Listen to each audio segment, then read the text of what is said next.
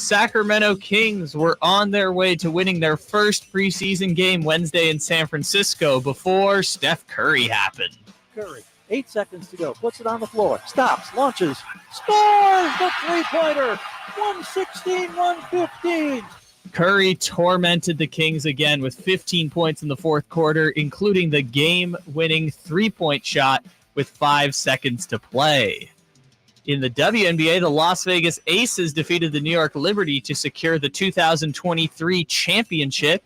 Asia Wilson won 2023 Finals MVP after posting an absurd 24 points and 16 rebounds in Game 4 and hitting the game-sealing shot with 49 seconds left to play. In baseball, Game 3 of the NLCS between the Philadelphia Phillies and the Arizona Diamondbacks is today at 2 p.m., and Game 4 between the Texas Rangers and Houston Astros is at 5 o'clock p.m. Sacramento State football is back at home this Saturday night for a nationally televised primetime game versus the Montana State Bobcats. Kickoff is at 7:30 p.m. Get your tickets at hornetsports.com. Those are your headlines. Let's get started here with Stiles and Watkins on Sactown Sports. Your flagship station for the Beam Team, Sactown Sports. We are here. Yes, yes, yes. Stiles and Watkins. We got you from 10 a.m. to 2 p.m. And we're talking Kings preseason because this is kind of our preseason. Yes, Chris. sir. You can consider it the preseason for sure for us. I would agree. Yeah. I would agree. So just so everybody knows, and we'll say it a couple times throughout the show today, we have 2 preseason shows. One is today, one is tomorrow. Yep. I have to go back east so my daughter can meet the great-grandparent. Already met the grandparents. Wow. We're going to go back to Philadelphia before the weather gets really cold, and then we're back with the launch of Stiles and Watkins Thursday, October 26th. Yes, sir. Okay? Woo! Yes, sir. So get ready, get set. Strap on. It's official, like a referee whistle. And Chris, I bet you wish the referee whistle went off last night. My goodness. Before Steph Curry Let's not start like this. Went bang once again on the Sacramento Kings. How you feeling this morning? I'm feeling a type of way for sure. And it's not because of what you just said. It's not because Steph Curry hit this shot. It's because of, look, I'm looking at our YouTube title right now. Steph Curry does it again. I'm hearing Kyle in the update use words like torment and just enough. Come on. It's like, guys, this is a preseason basketball game. He went night too. I'm just He did. How much did that bother you? Oh my gosh. It's this thing where y'all try and downplay the preseason. You try and, this doesn't really matter. Oh, we don't really care about this. Then you hit a game winner in the preseason, and all of a sudden, everything is it matters. It's real. Oh, I should feel a type of way about this. No, these guys don't care. Mike Brown said at the end of the game, we didn't even double team him. We definitely would have double teamed him at the end of the game. De'Aaron, we're going to play that audio later. He was praying for the game to be over. He obviously didn't want Steph to drill it in his eye, but he was like, let's just end this. No, I cannot with this. Oh, should we feel bad? Oh, the Kings blew a 10-point lead with 5 minutes to go. Stop. So it's not even a Wednesday, and I'm on my wet blanket. So non-starter for you this whole game. You are not moved. It's okay. So there are things in the game that we can talk about that matter, but results and things I'm not going to draw any major. I'm not going to say the Kings can't close games because of this. I'm not going to say the Warriors have the Kings number clearly. There's no big conclusions that should ever in the history of ever be drawn from preseason, both positive and negative. I'm not going to say Jonathan Kuminga is going to be the thing that sets the Warriors over the top this year because he's averaging 20-plus in the preseason. You can say, Kuminga is clearly looking a lot more comfortable. He's added things to his game. Same with Keegan Murray, but I'm not going to say that there's some wholesale change because of what's happening in preseason. So we have sound from Mike Brown on his reaction and thoughts on the team's performance. Let's hear from him right now. I like some of the things that we did on both sides of the ball. Can we be better? Yes. Will we be better? Yeah, I'm 100% confident that we're going to be better than even better than what we showed tonight. I just we got to give Steph a lot of credit for the way he shot that ball in the fourth quarter. And we weren't gonna double team them or anything like that. And, hey, let's see what happens. Man up, see what happens, see if we can stop them, and we didn't. You definitely didn't. Did not. But here's my question though. So you have Mike Brown saying, "Hey, what's weird to me? Not weird. I don't know if that's the right word, but you kind of cared. You cared enough because you were up. How much were they up at one point? 9. They were about. Oh, there's 12. I think was their highest lead. So of the they game. were up by 12. Yeah. You could have called off the Dogs, and the Warriors didn't either. The Warriors are at home. You can't worry about what the Warriors are doing, right? Mm-hmm. Even in this industry, we can't worry about what everybody else is doing. Right. We worry about what's happening in our house, yes, right? Sir. So maybe it was the game plan to keep the starters in and keep the big boys in, even when the game was somewhat out of hand. Yeah. I don't know, but if you really didn't care, Mike Brown, why are they in? Why not? You have another game tonight, in which we were talking about it in the green room. I don't know why there's a back-to-back preseason. No NBA don't love it. That sounds ridiculous to me. But if that's the case, why are you've already, if you're not trying to prove anything, why you got him in the game?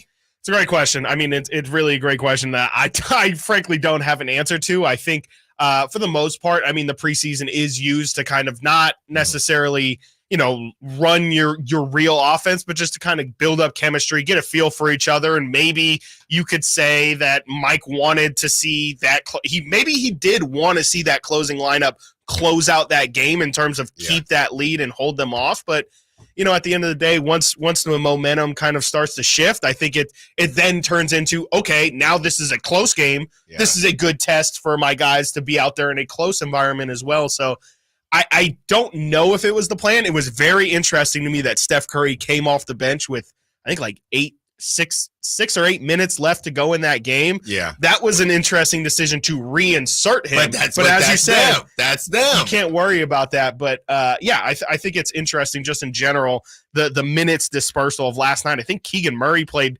37 minutes or something like that. So, I mean, clearly Mike Brown had the agenda of, we're going to give our guys as close to like regular season minutes as possible. I don't know if you would say the intensity necessarily was that of, okay, we're going to run our stuff right now to try and win this game. I don't know if that was the case, but he had him out there for sure. That's undeniable. And when your guys are out there, regardless of if your intent is to try and win that game to a full extent or not, they did not execute well to in those final moments. Like that it's that cut and dry, really. 916-339-1140 if you want to be a part of the conversation. Did it bug you? Are you worried about the Kings? Chris Watkins, you're telling me right now, Steph makes that shot. First, the bank shot, which was ridiculous. Right? That was honestly the shot that upset me way more.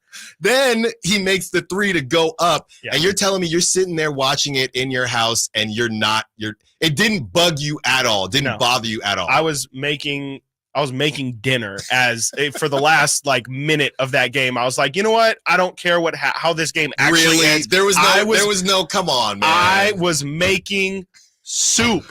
I was making soup the last minute of that game. What soup were you making? It was some ramen. It was a multi-process, multi-step thing. But all right. I was making some ramen. I was like, now seems like a good time to do it. Steph hits the 3.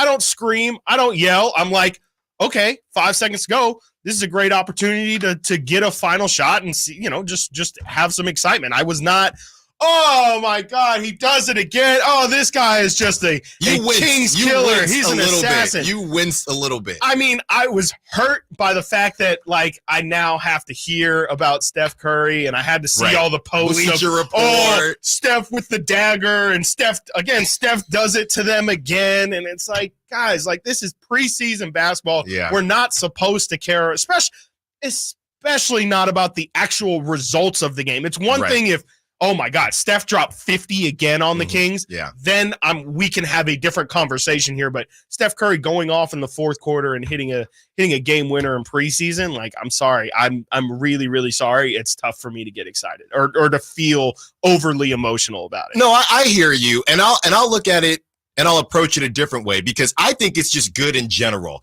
I like rivalries, and rivalries are good. For sure. And there were a lot of conversations about, man, Warriors Kings, that should have been the Christmas game. I was in that camp. I thought it should have been. So I think this is great because it just builds even more for, again, we start the day before the home opener when the Kings host the Warriors. So you're not going to want to miss that.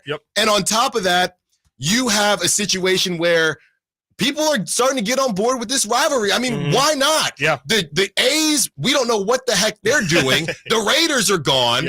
NorCal needs a great rivalry, and it looks like one is starting to bud here in NorCal. The 80 East series or whatever they're calling it, what I got to take when I drive in the morning for now until I relocate up here. Just for now. So I think it's all good in the hood. I think that it's exciting because you have Steph Curry, who clearly cares. And I think Steph Curry cares because he's gone throughout majority of his career kind of sunning the Kings, right? The Kings haven't really been a factor while Steph has been doing his thing. And I think Steph appreciates basketball, and he appreciates the fact that, just like we said, when you're playing your little brother or little cousin in Madden, hey, okay, y'all are starting to get a little bit older. Y'all are starting to get a little bit of not just running screenplays anymore. No, exactly. Not just running go routes to Deshaun Jackson or whoever it is. So I think it's good all around. Obviously, not a great result. But again, because it doesn't matter and it's a fake game, I think it's great for everybody involved. No, and I think it's really telling, or I shouldn't say telling. I think it says something that the Warriors reinserted Steph and that Steph decided to put that effort forward. Agreed. I don't think they do that against, if they're playing the Pelicans or something like that. Maybe I'm reading too much into that part of it, but it to me feels like, to kind of what you're building up there, this is a little bit more of a two-sided rivalry than what I think has been initially stated by that other side of the right. Oh, well, you got to win or whatever it is. It was a rivalry. I mean, we saw the numbers. They have their attention. The Kings have the Warriors' attention. Oh, of course. We saw the viewership. We saw all those things. All right, we got to get to a break. When we get back, we are breaking down the process of the game, not the result because it's a fake game, it's preseason, but we are breaking down how they got there and how it could affect the regular season. All that and more when we get back. Stiles and Watkins, Sactown Sports. Trying to find out where to catch your favorite team's games? Are you a fan of the Kings, Niners, and the NFL? Well, Sactown Sports has you covered. Touchdown! San Francisco! It's all on his shoulders. Cox rocks. He fires for the win. He's got the triple. Catch all your Kings, Niners, and NFL games all year long on Sactown Sports and SactownSports.com. Finding great candidates to hire can be like, well, trying to find a needle in a haystack, but not with ZipRecruiter. Its powerful technology actively finds and invites qualified candidates to apply to your job. So while other companies might deliver a lot of hay, ZipRecruiter finds you the needle in the haystack. See why 4 out of 5 employers who post a job on ZipRecruiter get a quality candidate within the first day. Try ZipRecruiter for free at ZipRecruiter.com/free. That's ZipRecruiter.com/free. It's time to trade in and trade up at Northern California's #1 Honda dealer, Stockton Honda. Whether you're shopping new or pre-owned, Stockton Honda has the selection and savings. Plus, get top dollar for your trade. Come in today or go to StocktonHonda.com. It's all a click away. Anytime, anywhere, it's all here. StocktonHonda.com. Based on 2022 total new and Honda certified pre-owned vehicle car sales from American Honda Motor Company's own one report.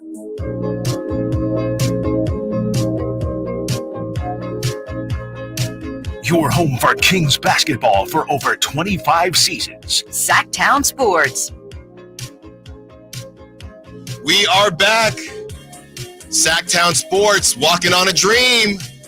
That's Stiles and Watkins. That's the dream that we're talking about as we talk about a dream that kind of turned into a nightmare, a fake nightmare, a preseason nightmare, if you will, with the Kings losing to Steph Curry and the gang, the Warriors, on wasn't a buzzer beater, right? The Kings had an opportunity. De'Aaron, I think he airballed that last shot. He did. I think he had another step, too. He did not have to shoot that ball. He also had Davion in the corner as well. But he did that a couple, like 20 seconds ago, and Davion did not come through. So if you're De'Aaron, I want De'Aaron taking that shot. Absolutely. Right? I mean, it's the conversation that, you weren't here, but I'm sure you had it as well in the Bay Area when I think it was that game 4 when De'Aaron passed up the shot to give it to Harrison Barnes, who also missed it. That's right. In that situation, I mean, I think that's De'Aaron kind of understanding that we're going to live and die most nights by you. So I'm totally fine with him.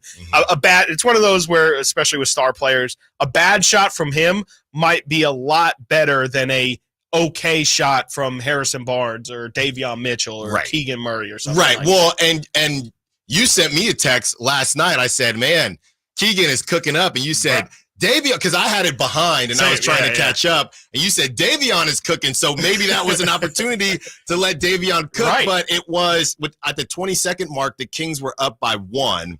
And Chris Paul, you can say what you want about Chris Paul. We'll get in a little bit later about is this win or loss more about the Warriors or more about the Kings, but Chris Paul is so smart, and it's not that I hate to overblow things that are just so intellectually, wow, only a gamer would do that. Chris Paul went and he doubled De'Aaron Fox.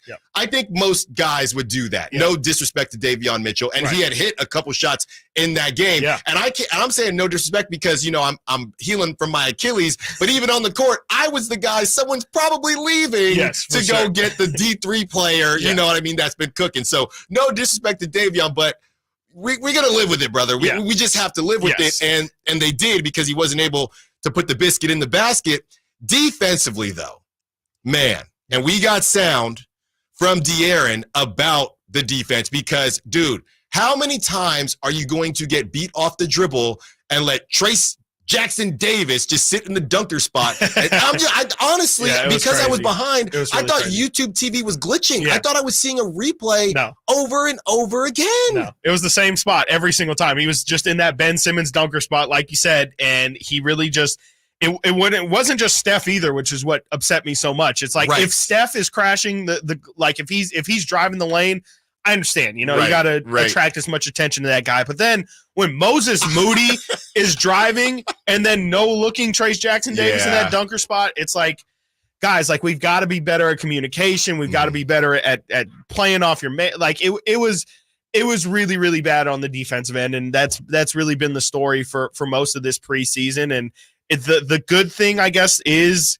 I've been saying it like last year, a big part of their defense was how good their offense was. Right. And we're just kind of now in these last 2 Warrior games seeing the Kings start to pick it up on that offensive end. So in that sense, I guess that the defense is looking better because the offense is looking better. But if we're talking individual possessions, I mean, it was pretty much more of the same from the Kings. Still not there was a level of physicality I really liked from De'Aaron Fox. I thought defensively he was a really big standout from last night. But besides that, I mean, there really wasn't much positive to take on the defensive end. And I don't know how many times we can talk about it, but that's going to be the biggest story of this season in terms of what their ceiling is how good they can be defensively. And right now, obviously they didn't have Chris Duarte last night, who I think is going to be a big part of their defensive prowess. But I don't know what to say about the defense anymore until it starts getting better because it's just more of the same, really. It's more of the same. Let's hear from De'Aaron Fox and what he had to say about what the Kings need to do defensively. Yeah, I mean, we know that as a team, like we don't have, a dominant shot blocker. Obviously, JaVale has done that in his career. But for us, we know that for us to be better defensively, we need to be better as a team defensively, not just having someone who's sitting back there getting 5 blocks a game. So for us, it's getting deflections, being able to be in passing lanes, making sure the low man is there, trying to go vertical. If blocks come, then blocks come. But it's not even necessarily steals. But if we're able to get a lot of deflection, get our hands on the ball, we know that we're being active for the game. And I think that we did a good job at that tonight. And that's something that we need to be able to be consistent with. It sounds great. Yeah. It sounds great. Awesome. I mean, I know a lot of people that can talk the talk, right? I mean, there's a bunch of people. I mean, isn't that what kind of coaching is, right? And a lot of people say, and shout out to the teachers, and people will hate on, well, if you can't do, you teach, which I don't really agree with, right? But to that, I guess all I'm saying is it's really easy to talk about it, right? I can describe a 5-star chef meal. Does it mean I can cook it? Absolutely not, right? I can tell you what you're supposed to do to hit a ball 500 feet like Mike Trout or whoever. Can I do it? No, I can't do that either. So they can talk about it all they want. I guess it's good that they're recognizing it. Yeah. To your point, De'Aaron did play well defensively. That shot later in the fourth quarter not the game winner, but earlier De'Aaron got through the screen and Steph did his little kick out and he still made it. I know. When is Steph going to get called for these the NBA introduced this new flopping rule, and I saw Steph Curry I saw Steph Curry hit the ground 3 different times on 3 different 3-point attempts. It ain't happening. It's literally what it's called for. It should be called the Steph Curry rule, and he's just exempt from it. It's not happening. I'm telling you that right now. But I thought De'Aaron and I believe the team as a whole started out hot defensively, right? And the Warriors are always prone to turn the ball over. So I was trying to figure out, is that good defense or just the Warriors being sloppy as usual? Yes. I would say it's a little bit of both. Yes. The answer is yes. I would give a majority of it to the Warriors being sloppy, but for sure, I mean, the Kings, I think you're right. They come out with a certain level of intensity, and it's kind of indicative a little bit of the entire season of defense for the Kings, where I feel like to start the season, they're like, okay, our identity this year is going to be a defensive identity. And then as the season goes on, you just end up leaning into your strengths and what you're good at. You don't try and, bring in some new stuff. You go with what works. Exactly. And when you're tired, right, you just are going to revert back to what you've typically done. Yeah. So it felt good at the beginning watching the Kings defensively. I liked what I was seeing. And then throughout the course of the game, things got a little bit more street ball-ish. And maybe the positive to take away from this is, hey, we saw the Kings have the ability to flip a switch, right? How long is that light going to stay on? Not really too sure, but at least we know that they can get to it. Yeah. And I'm looking around and I'm thinking, okay, even though the Warriors didn't have Draymond, okay, you didn't have Duarte, right? And you didn't have Trey Lyles, right? And that's why I was really hoping that shot went in for Davion Mitchell. Yeah. Because that's a spot where, hey, can I trust you? Maybe sometimes in these closing moments, Davion wasn't able to hit it, but he played well. He played really well. And ultimately, you're going to need multiple guys to be a part of this defensively, and you have to do it as a team. Because when we were talking about that dunker spot, Davion got beat too. And I'm thinking, maybe I'm pretty sure it was on Steph, so you got to protect the 3. I get that, but you're just getting beat down the lane, and then Sabonis or whoever has to come help, and the dunker spot is just chilling there. Yeah. They could have ran that. They could be running that right now. Yes, and I feel like Drumline. What happened in the playoffs too? I feel like Drumline. If I didn't go out there and get you, you'd still be out there banging on your drum.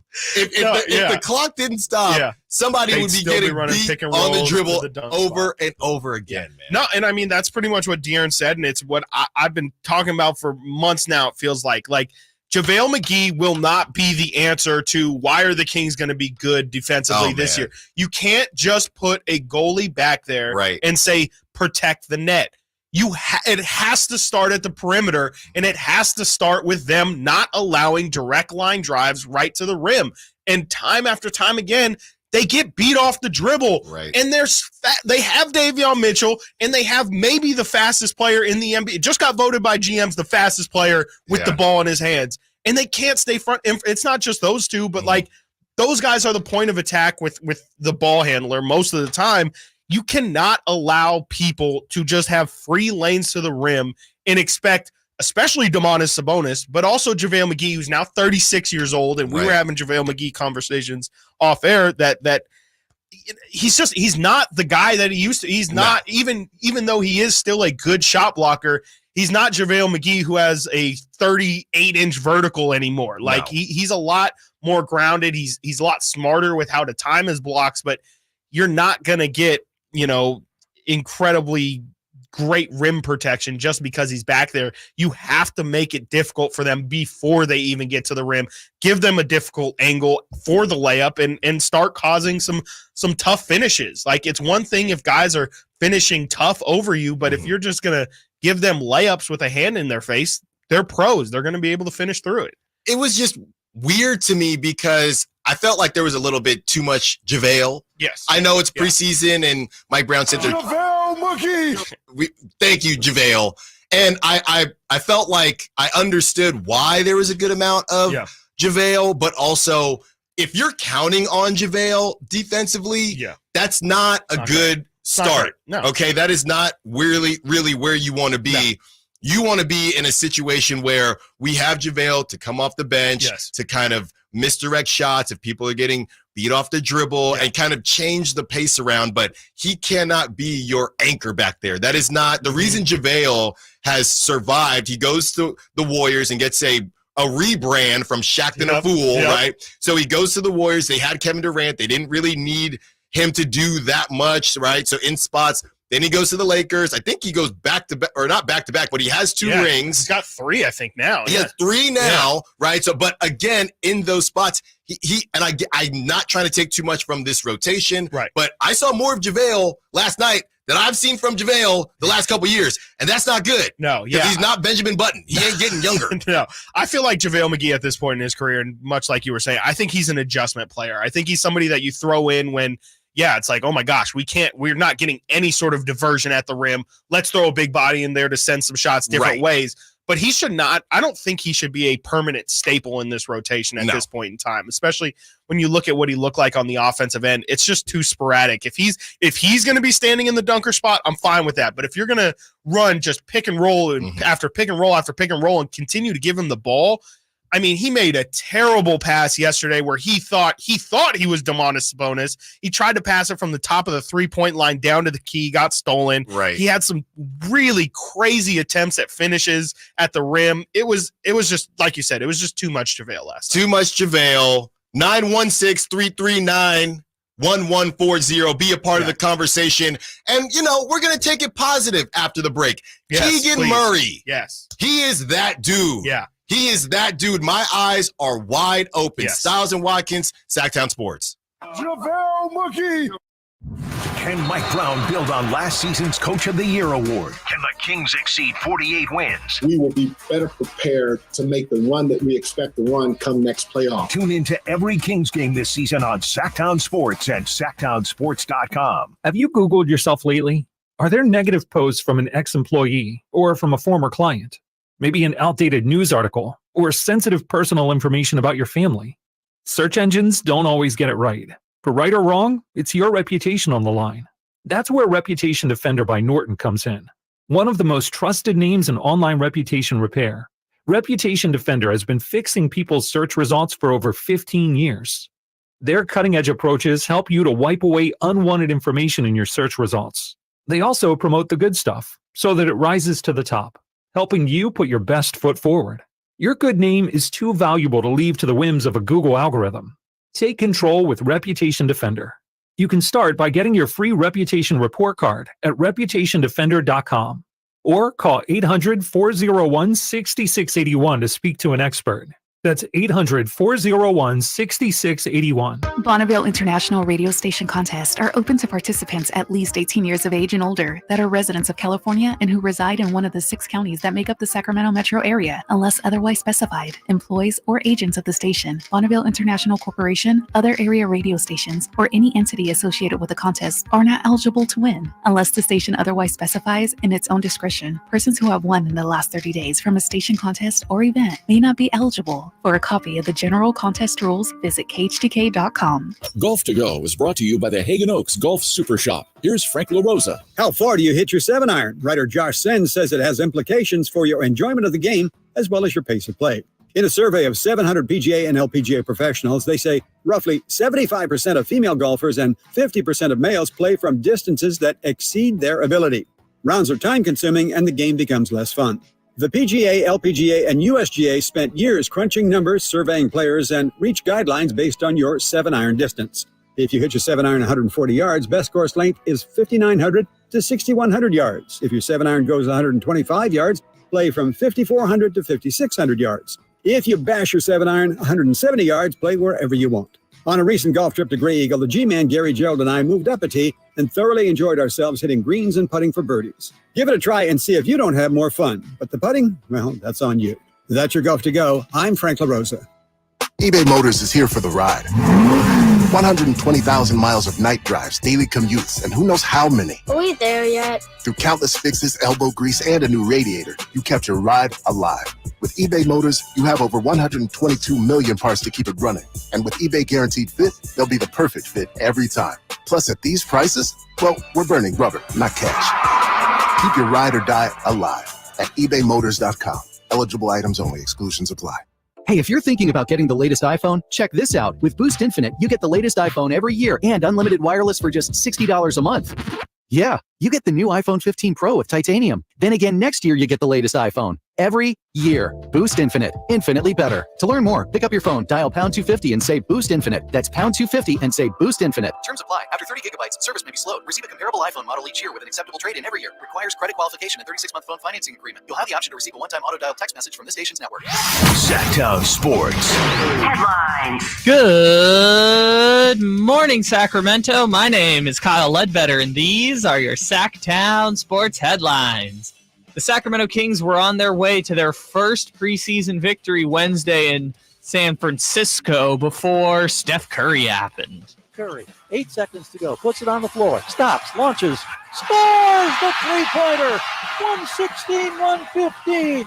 Curry put up 15 points in the fourth quarter, including the game-winning three-pointer you just heard, with 5 seconds left to play.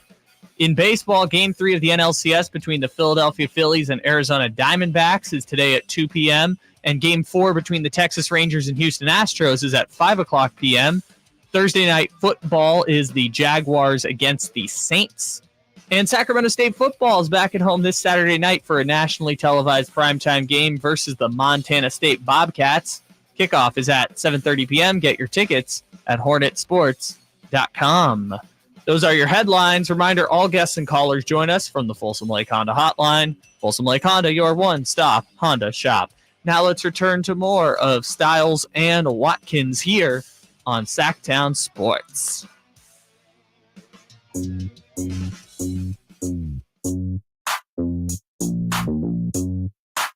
Your flagship station for the Beam Team, Sactown Sports. We are back. Sactown Sports, Stiles and Watkins taking you up to 2 p.m. And again, this is preseason show number 1. Preseason show number 2 is tomorrow, and we are launching next Thursday. So be sure to tune in for that real deal, not the Costco free sample, when we get back. And shout out to Kyle with the bangers as always. Pilo, shout out to Pilo Bay Boy. Yes, sir. So quick story. He is a Warrior fan, but it's He's all these entertainers, E40, they're just fans of whoever locally, right? Yeah, E40 has done some Kings appearances. For Of course he has. For sure. When the A's were popping, he was in A's gear. Yeah. When the Giants are popping, he's in Giants gear. Yeah. I mean, he's unapologetic about for sure. it. You know, I mean, and I feel like E40, if anybody, like E40 belongs to. I'm just us the Bay. I don't want to consider Sacramento the Bay. Sure. I'm just NorCal. We're not trying to get into that conversation. No. That's a summer convo. I don't know if E40's cool with the Kings anymore. Not anymore. Yeah, after last year. That's right. I did see him dap up Steph pretty hard after he hit that 3 last night. In that very unique outfit, as always. As he always does. As always. Yeah. But Pilo got the Wingstop. I don't know if you saw that. Really? The Wingstop commercial. So shout out to Pilo. Okay. Wait, have you not seen these? I have not. It's like all over NFL games and stuff. Yeah. He got the bag, the Wingstop bag. Shout out Lemon Pepper. And, it was a little spicy last night with the Warriors and Kings, with the Steph Curry. It wasn't a bang. There was no bang, but it felt like that. And we've talked enough about the negatives, right? We might get back to it. We're here I promise 10 to 2. I will get back to negative. That's fine. Even though you don't care, because none of them are wet blanket. I don't care, but it just, I mind. I hear you. But let's go positive right here, because I'm going to be honest, man. We're starting to do this show, Stiles and Watkins. I'm very excited about it. I'm getting into really watching the Kings in depth. Yeah. Right? Really starting to watch. And, hey, Allen, Keegan Murray, you got to watch this kid. First of all, I didn't realize, just like all the other players, right? Like Chris Paul, I don't think is actually 6 foot. That's always been my thing, because I'm in those State Farm commercials. You just not taller than Jake is taller than you. Yeah. So unless Jake is out here hooping, I don't know what's going on. So I see Keegan Murray. You tell me he's 6'8", 6'9". I'm like, wow, he's shady tall. Then I'm continuing to watch this guy. I know he can shoot. I know he can do things like that. The Kings are looking for him to evolve. So I continue to watch this guy. Man, this guy really might be about that life. Yeah. Last night he's out here banging on fools. Everything. I'm thinking this guy's bag now defensively, and we'll get. By the way, you don't want to miss this. A little later in the show, we're going to talk about the Warriors announcers because I've never been able to do this. Yeah. And I'm very excited to do this. And social media was going crazy for the King fans and how you feel about it. So you don't want to miss that. But they did say something about Keegan. They said a lot. And they said, when Keegan Murray is guarding you, go at him. Yeah, they did say, they said, go at him. And I believe that was Azubuike who said that. Yeah, of course. Yeah. And whether you agree or not, I am curious if we've heard a lot about media members in podcasts. Hey, don't say somebody stinks or you got to be respectful. Right. And Kalena that's like a new is a former player as well. And I don't know where that line is, but I'm wondering, is that getting back to Keegan or do players care about that? Is this something, hey, you're not going to tell people to go at me? Like we're not doing all that. Yeah. But again, to keep it positive, Keegan Murray, if he can improve defensively as a lot of the Kings team as a whole. For sure. But Keegan Murray, when you talk about a third option, I don't think he's being talked about enough. And we do a lot of lists and GM stuff and polls on here during this show. But I'm thinking, and maybe we can look it up for biggest second-year leap, right, in the league. Because Keegan should probably be in the top 3, if not number 1. This dude has it all in his bag, man. Yeah, no, it's incredible. What I saw yesterday out of Keegan was the most eye-opening experience I've had with a basketball player in a very long time. Like, I mean, we've seen, the California Classic was much talked about, just how Keegan looked in that. And obviously the competition's a little bit less in those summer league games, but man, like all summer they've been talking about how he's opened his game. And even last year, Mike Brown was like, this guy has so much more to his game that he just doesn't show. Last year was it's crazy because yesterday he looked just a completely different human being. Like last year, Keegan Murray rarely put the ball on the deck. If he was going to dribble, it was going to be a single dribble, and it was just more of like a rhythm dribble to get into his shot. Klay Thompson-esque. Exactly. He's coming off screens, not really, again, attacking the rim much, not facilitating much. I mean, yesterday starts off the game with a dunk. Right. He had like 2 Dirk Nowitzki fadeaways. He had one on Steph in the corner, which is just ridiculous. Was doing his normal 3-point thing, but was putting the ball on the deck, was bringing the ball down the floor. Just the level of confidence that he showed last night, it had me reevaluating. It was one of those things where I had to almost completely scrap everything that I thought I knew about what this team could potentially be. Yeah. And I had to reevaluate because if he's going to be that, and if he's going to continue to progress at a rate even similar to that, obviously you can't expect him to look like a brand new person every year, but if he can just continue to add like he did last or this offseason, that's how the Kings get into title contention sooner rather than later. And I don't mean this year, but in the next 2 or 3 years, again, if Keegan keeps on this up and up trajectory and keeps adding things and keeps getting more confident as he gets older, of course, he's just going to get stronger as, the younger crop of guys come in with a weaker frame. The more he'll be able to take advantage of the physicality of the game, the sky is the limit. And I did not think that for Keegan Murray at any point last year. So I cannot say enough positive things about Keegan's play last night. I know you're trying to get me on the Sabonis bandwagon. Yeah. Right. I'm not necessarily there yet, but I'm starting to think if Keegan continues like this, is it possible he's number 2? Yes, it's very possible. It's very possible. Sabonis isn't a scorer. Yeah. Like he averaged the most points of his career last year at 19, which is great, but he's more of a facilitator and he is not selfish at all. He's more than willing. I mean, the amount of people that he sets up per game, whether it be Kevin Huerter, whether it be Keegan or Malik Monk in the pick and roll, like he's very, very unselfish. And it would not surprise me at all if Domas is more than willing to kind of take a step back and fall to that third scorer or maybe even fourth scorer. I'm saying that would be good for the Kings. Or it could just be a fluid thing every single night where it could be Keegan's night and De'Aaron's helping out and maybe Malik has it going and Kevin's also hitting threes and Domas might only need to have 10 points, 15 boards, and 8 assists. But that's also, to point out Domas, like his numbers didn't look good yesterday. I think if you watch the game, you're like, I'm sorry, his numbers did look good yesterday. If you watch the game, I wouldn't say he's sleepwalking, but it didn't seem like he was, imposing his will out there. You look at his numbers, I think it was 12, 10, and 6 or something like that. And so if he can just continue to hit your free throws, though, he got to hit your free throws, man. You have to hit your free throws. And that's team wide. They were terrible from the line yesterday, 70%, plagued them all last year. But I just incredibly positive feeling about Keegan Murray. And if Domas wants to take a tertiary role in the scoring department, I think that's best for the team. I think that just means that Keegan is so further along than expected, and the Kings have a surplus of scorers that can help out on any given night if Domas doesn't want to be that aggressive looking for a shot. Yeah, and that's the whole thing with this team, because we've talked about how other teams, and we'll get into the definition of depth a little bit later, but we've talked about how other teams are so top heavy. Yeah. The Kings aren't top heavy. Their ceiling in terms of those superstars at the top might not be as high as some of the other teams in the Western Conference, but their basement, is not, it's a nice basement. Yes. Okay. Other basements, I know the Suns have added some pieces, but other basements got rats down there, got spiders, right? The Kings basement, you got a PS4, maybe not a PS5, but you got a PS4. You got some Totino's pizza rolls. You got a couple things that you can live down there. You can definitely, and if you're in the Bay Area, you might get charged $3,000 a month, right? So very excited for what the Kings have in terms of that depth. And like I said, we'll get into it as far as that definition a little bit later. But when we get back, De'Aaron Fox said something, and I don't believe him. I don't know if Chris does or not, but I don't believe him. We will talk about that and so much more when we get back. Stiles and Watkins, Sactown Sports.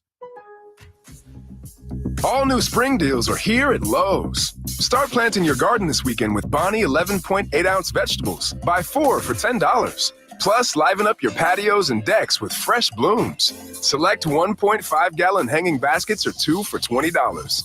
Lowe's knows spring. Lowe's knows home improvement. Offers valid through 5/17. In-store only. Actual plant size and selection varies by location. While supplies last, excludes Alaska and Hawaii. Hey, it's Carmichael Dave, and I recognize, just like my friends at American Energy Heat and Air, that your time is important. And that's why shopping for a new air conditioner is now easier with American Energy Heat and Air's online quoting tool. All you have to do is go to AmericanEnergyAir.com and get an instant quote right now. It'll help you determine what system you're going to need to get. It'll provide the best pricing options, all from the comfort of your home without having to have somebody come to your home. You know how annoying that is? They come in and everybody there is so sweet and nice, but how much better is it to be able to get it on demand? Visit AmericanEnergyAir.com. Check out how easy it can be. Or if you want to give them a call and talk through what your needs are, 916-520-9990. That's 916-520-9990 or AmericanEnergyAir.com. Call 916-520-9990 now. Igor, my faithful companion, it is time to prepare for the night. The shadows grow long, and the creatures of the night stir with excitement. Yes, Master Dracula. What do you require of me? I need you to fire up the hearse. Elk Grove Kia is having a Halloween sale that is to die for.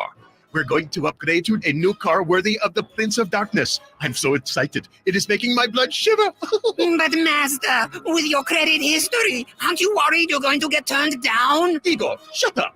Elk Grove Kia's finance department has over 100 years of experience. They can even get me approved, even with my troubled past. And Elk Grove Kia's exclusive 20-year, 200,000-mile warranty on all new Kias, it's almost like having an immortal car. Elk Grove Kia's Halloween sale is so good, it's scaring the competition. In fact, it's so scary, we can't even advertise the pricing. So whether you're in need of a new or used car, make your way to Elk Grove Kia in the Elk Grove Auto Mall.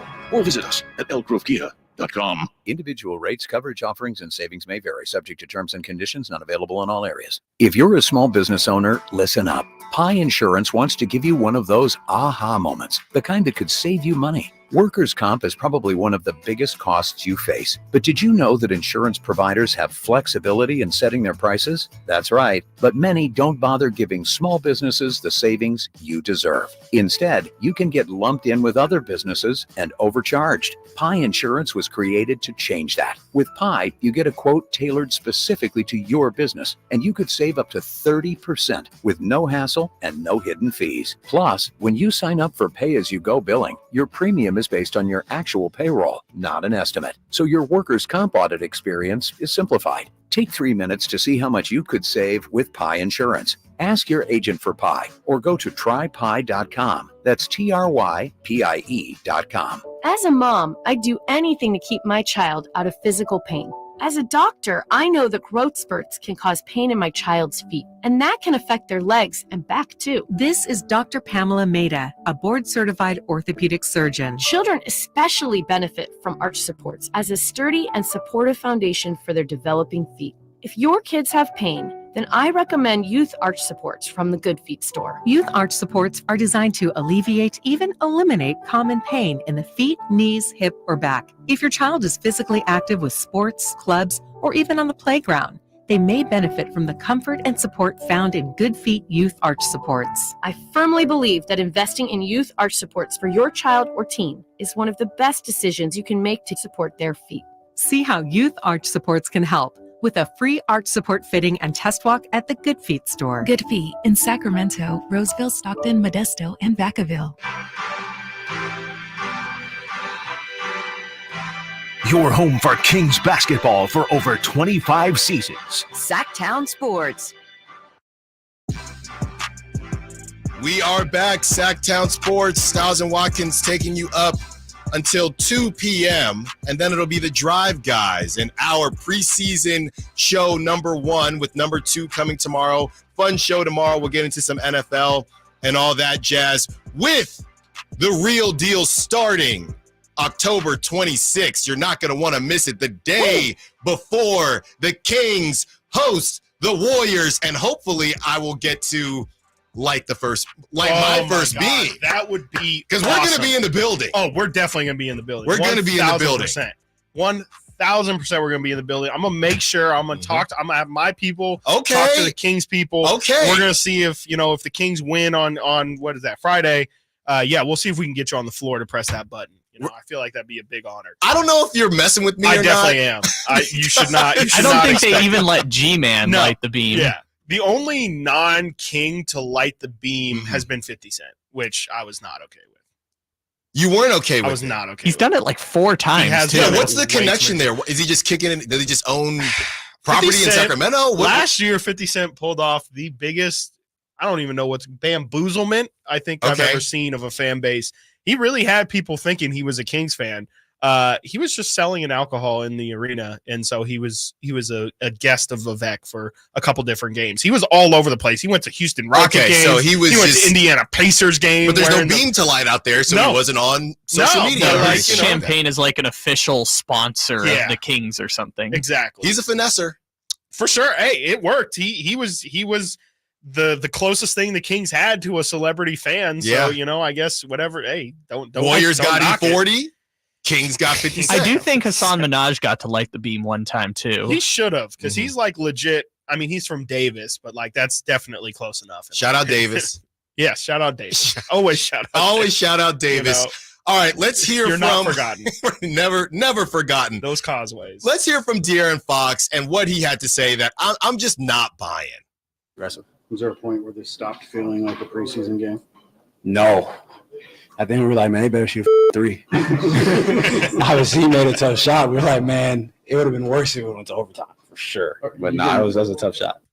Really, yes, De'Aaron? Really. You wanted that ball to go in. You wanted to be on Bleacher Report. You wanted to be on House of Highlights. You wanted to be on Sports Center with Steph. Putting one in your eye hole, really? Yeah, De'Aaron's a gamer, man. He don't care about all those clicks. He didn't say that. He said he wanted him to shoot a 3 because if he misses it, the game's over. If he makes it, the game's over. Exactly. That's all he said. He's just saying, I wanted to get out of there. That's it. He wasn't saying he wanted to be on House of Highlights. He's just like, I acknowledge De'Aaron Fox, the player, that this game don't matter. And the result for sure doesn't matter. And if I get dotted, I get dotted. But at least I get to go home. Come on, stop that. I don't think he wanted to get. No, I don't think he wanted it to go in, right? So he just wanted to go home. That's all it was. That just tells me I get it. Just shoot a 3. I'd rather lose than tie because we got a game tomorrow. Exactly. and this don't matter.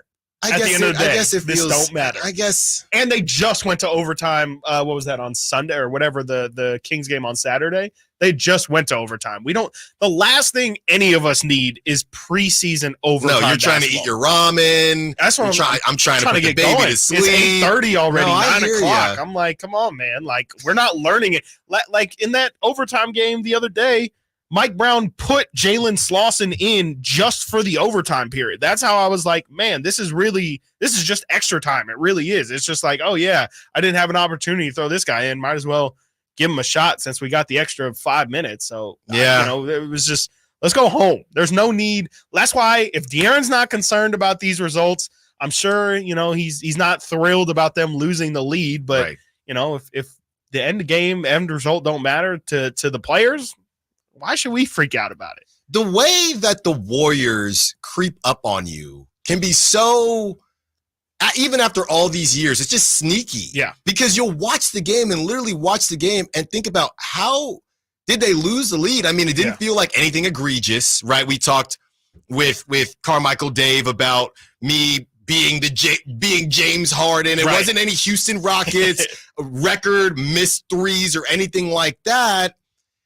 But it's just slowly but surely missed shot here, and then the Warriors free throw here. Warriors make a three, right? Yeah, because it didn't feel like there was a huge turnover problem with the Kings, but you look up again, and okay, now it's down to and look, 12 points in the NBA is nothing, right? Not specifically these days, but you look up and okay, now they're down 8, and now it's 5, and wait, there's still a whole minute here. Yeah. The Kings could lose. Yes. Right? Because, I said the announcement about the show on X, and I'm, enjoying, everybody's saying thank you, and congratulations. And then I start seeing Warrior fans, because I was behind again, just like you were. And then I see Warrior fans like, hey, Allen, welcome to Sacramento. Steph left you a present. What are they talking about? The Kings are up by 10. Yeah. And there's only a couple minutes left. What are they talking about? So they kind of ruined the surprise for me. It's not the surprise that I necessarily wanted to see. But, it just kind of gets snuck up on. And defensively, the Warriors will find something, and they will just go to it over and over again. And with the Kings, I do think, again, I know you're saying they're not maybe showing all their cards, but when things do get tight, you have a closer in De'Aaron. Yeah. But I'm going to go, like I said, I'm from the Bay. We're going to talk business here. We're going to talk tech. Is what they do scalable, right? Is it scalable, right? And if somebody were to say, not that last year was random or anything like that or an aberration, but what do the Kings have to go to when things do get tight? Yeah. It's De'Aaron Fox, and that's it. And that's, well, I shouldn't say that's it. I think Malik Monk is also somebody who's capable in those moments of stepping up. But that to me was the big question heading into last year before De'Aaron pulled off all these fourth quarter heroics. I thought the Kings needed a shot maker. They just needed somebody who 5, 4, 3, 2, 1. Who's taking that shot, whether it be shot clock, whether it be end of the game situations. I felt like the Kings didn't have that, and De'Aaron Fox stepped up to that role majorly and exceeded anything I could have thought they could have had from somebody who was looking to do that with obviously winning Clutch Player of the Year last year, very, very deserved. But I still think the Kings, like, if they want to make that leap to, again, like title contention or being in the conference finals, they need a second guy to go to, because teams are going to lock in on De'Aaron. De'Aaron's not a shooter, so they already know free throw line and to the rim. If you can just build a wall, essentially like he's a mini Giannis, you're going to be fine in late quarter situations, because his shot, his first and foremost, he's looking for that elbow free throw line extended jumper, which he missed towards the end of the game. Exactly. But we're going to continue to go back and forth on this, because I don't think you give De'Aaron his shot enough credit. I mean, he can shoot the ball from mid-range, but his three-point shot is not it. It's not there yet. I don't know if it's ever going to get there. It's not. It's definitely not there now. It's not bad. We'll look at the numbers. It's not good. That's for sure. It's not bad. It looks it's good. Not terrible. It's not terrible. It's not he's not Rondo. No.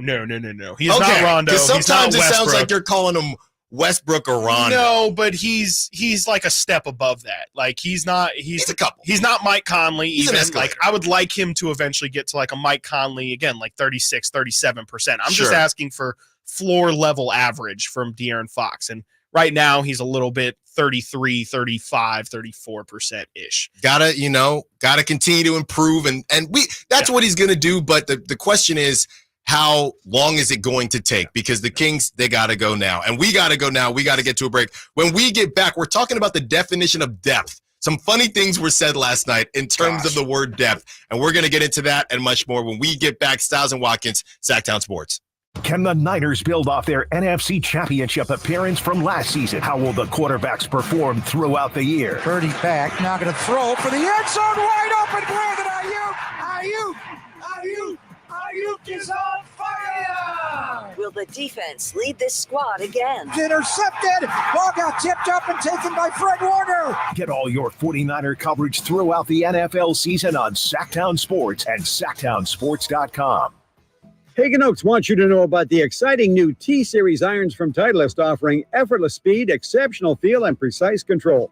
Working with tour pros and dedicated amateurs, Titleist T-Series are available in 4 different models. The fitting team at Hagen Oaks will find the perfect Titleist T-Series iron for you. Call 916-808-2531 to find your fit today. Hagen Oaks Golf Super Shop, Fulton Avenue at the Cap City Freeway, or online at hagenoaks.com. Power Business Technology is proud to be 100% independent, locally owned, and managed Toshiba copier dealer. Local ownership cuts out the red tape, allowing ourselves to never be too busy to personally answer the call when our clients need us. Recognized for excellence in service execution, training, and customer service, we're proud to be named a 2022 Toshiba ProMasters Elite Dealer. Contact us today for all of your business printing needs at 844-POWER-BZ. That's 844-769-3729, or visit us at powercopiers.com. Hey, it's Carmichael Dave. Is your dog leaving frowny piles of poo all around your yard? Well, we need to introduce them to Supreme Source Super Premium Dog Food, the fastest growing premium dog food in the country, made with organic seaweed for easy digestion, family owned and operated for 50 years. 6 interchangeable recipes. You can grab some at Safeway, Save Mart, Smart and Final, Winco. Learn more at SupremeSourcePet.com. Supreme Source, a solid choice. At Elk Grove Honda, we see every Honda buyer as a member of the family, so we make sure every certified pre-owned Honda is one we would buy from ourselves. At Elk Grove Honda, we include many benefits that a private seller just can't match. Our Honda-trained technicians only certify our Hondas if they pass a thorough 182-point inspection, and our certified pre-owned Hondas are under 5 years old. So you know you're getting the newest Hondas in prime condition. See our exceptional selection of certified pre-owned Hondas in the Elk Grove Auto Mall or online at elkgrovehonda.com. I gotta get an Elk Grove Honda. At aimyourdigital.com, we'll help you find the right customers. Spread awareness of your product or services. We can help build trust in your brand and services with a digital marketing campaign. Increase leads and get more customers. We create tailored digital marketing campaigns that deliver results. Don't wait. Get started today. Contact aimyourdigital.com. That's aimyourdigital.com and start seeing results. This is the Red and Gold Report, brought to you by EB Stone. EB Stone, for the life of your garden. Well, it was a gut punch week for the 49ers, losing their first game in a calendar year to the Cleveland Browns 19-17 on the road. Brock Purdy had his worst performance of his career, only throwing for 125 passing yards, 1 touchdown, and throwing his first interception of the season. Despite that, the 49ers had a chance to win the game, but missed it late due to a missed field goal by rookie kicker Jake Moody from 41 yards out. The 49ers will look to make good in Week 7 when they go on the road again against the Minnesota Vikings on Monday Night Football. With over 100 years as a family-owned company, EB Stone's learned a few things about making plants grow. Start a healthy family hobby with indoor planting with EB Stone's Edna's Best indoor and outdoor potting soil to help your little plants grow into the perfect indoor plant for the kids and family to enjoy. EB Stone's indoor and outdoor potting soil is perfectly blended with all the important ingredients you need to create that perfect indoor and outdoor plant or garden. EB Stone, for the life of your garden. Visit ebstone.org for more gardening tips, products, and locations near you. Get your retirement savings to play ball with your retirement plan. Call Cap Trust today at 916-924-7527 or log on to captrust.com. From the Power Business Technology Toshiba Studios. KHTKAM Sacramento, KYMX HD2 Sacramento. Sacramento's official home for the San Francisco 49ers. Touchdown! San Francisco! Sactown Sports.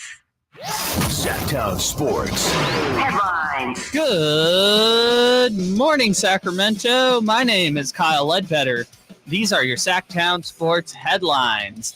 The Sacramento Kings had a 17-point lead. They were on their way to their first preseason win against the Warriors before Steph Curry happened. Curry, 8 seconds to go, puts it on the floor, stops, launches, scores the three-pointer, 116-115. Steph Curry had 15 points in the fourth quarter, including the game-winning three-pointer that you just heard with 5 seconds to play.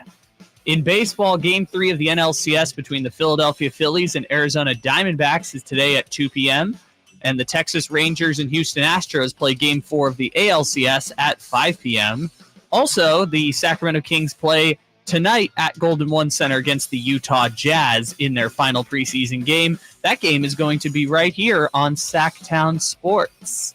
It is 11:01, which means it's time to check out Capital Casino, conveniently located at 411 North 16th Street in downtown Sacramento. And reminder, all guests and callers join us from the Folsom Lake Honda hotline. Folsom Lake Honda, your one-stop Honda shop. Those are your headlines. It's time for more of Stiles and Watkins here on Sactown Sports.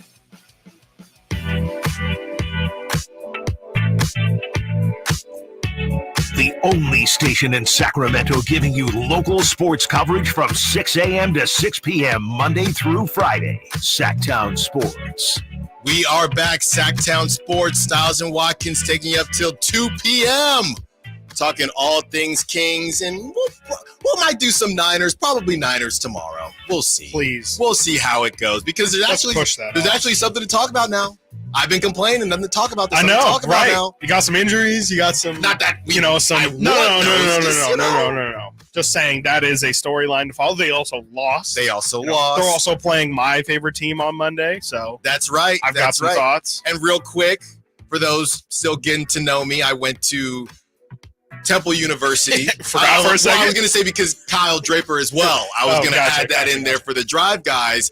And PJ Walker, our guy, XFL MVP, got to be Temple's best QB ever. Has to be. Just off the top of my head, he's the one who gets the W against the then undefeated Niners. So shout out to PJ for holding it down, and hopefully the Niners can get back on track, and hopefully the Kings can get back on track when the real track starts as we talk preseason basketball. And yesterday, and this might lead, and after this, we'll talk about the Warriors announcers because they did say a lot, but they were talking about their depth, right? The Warriors' depth. Yeah.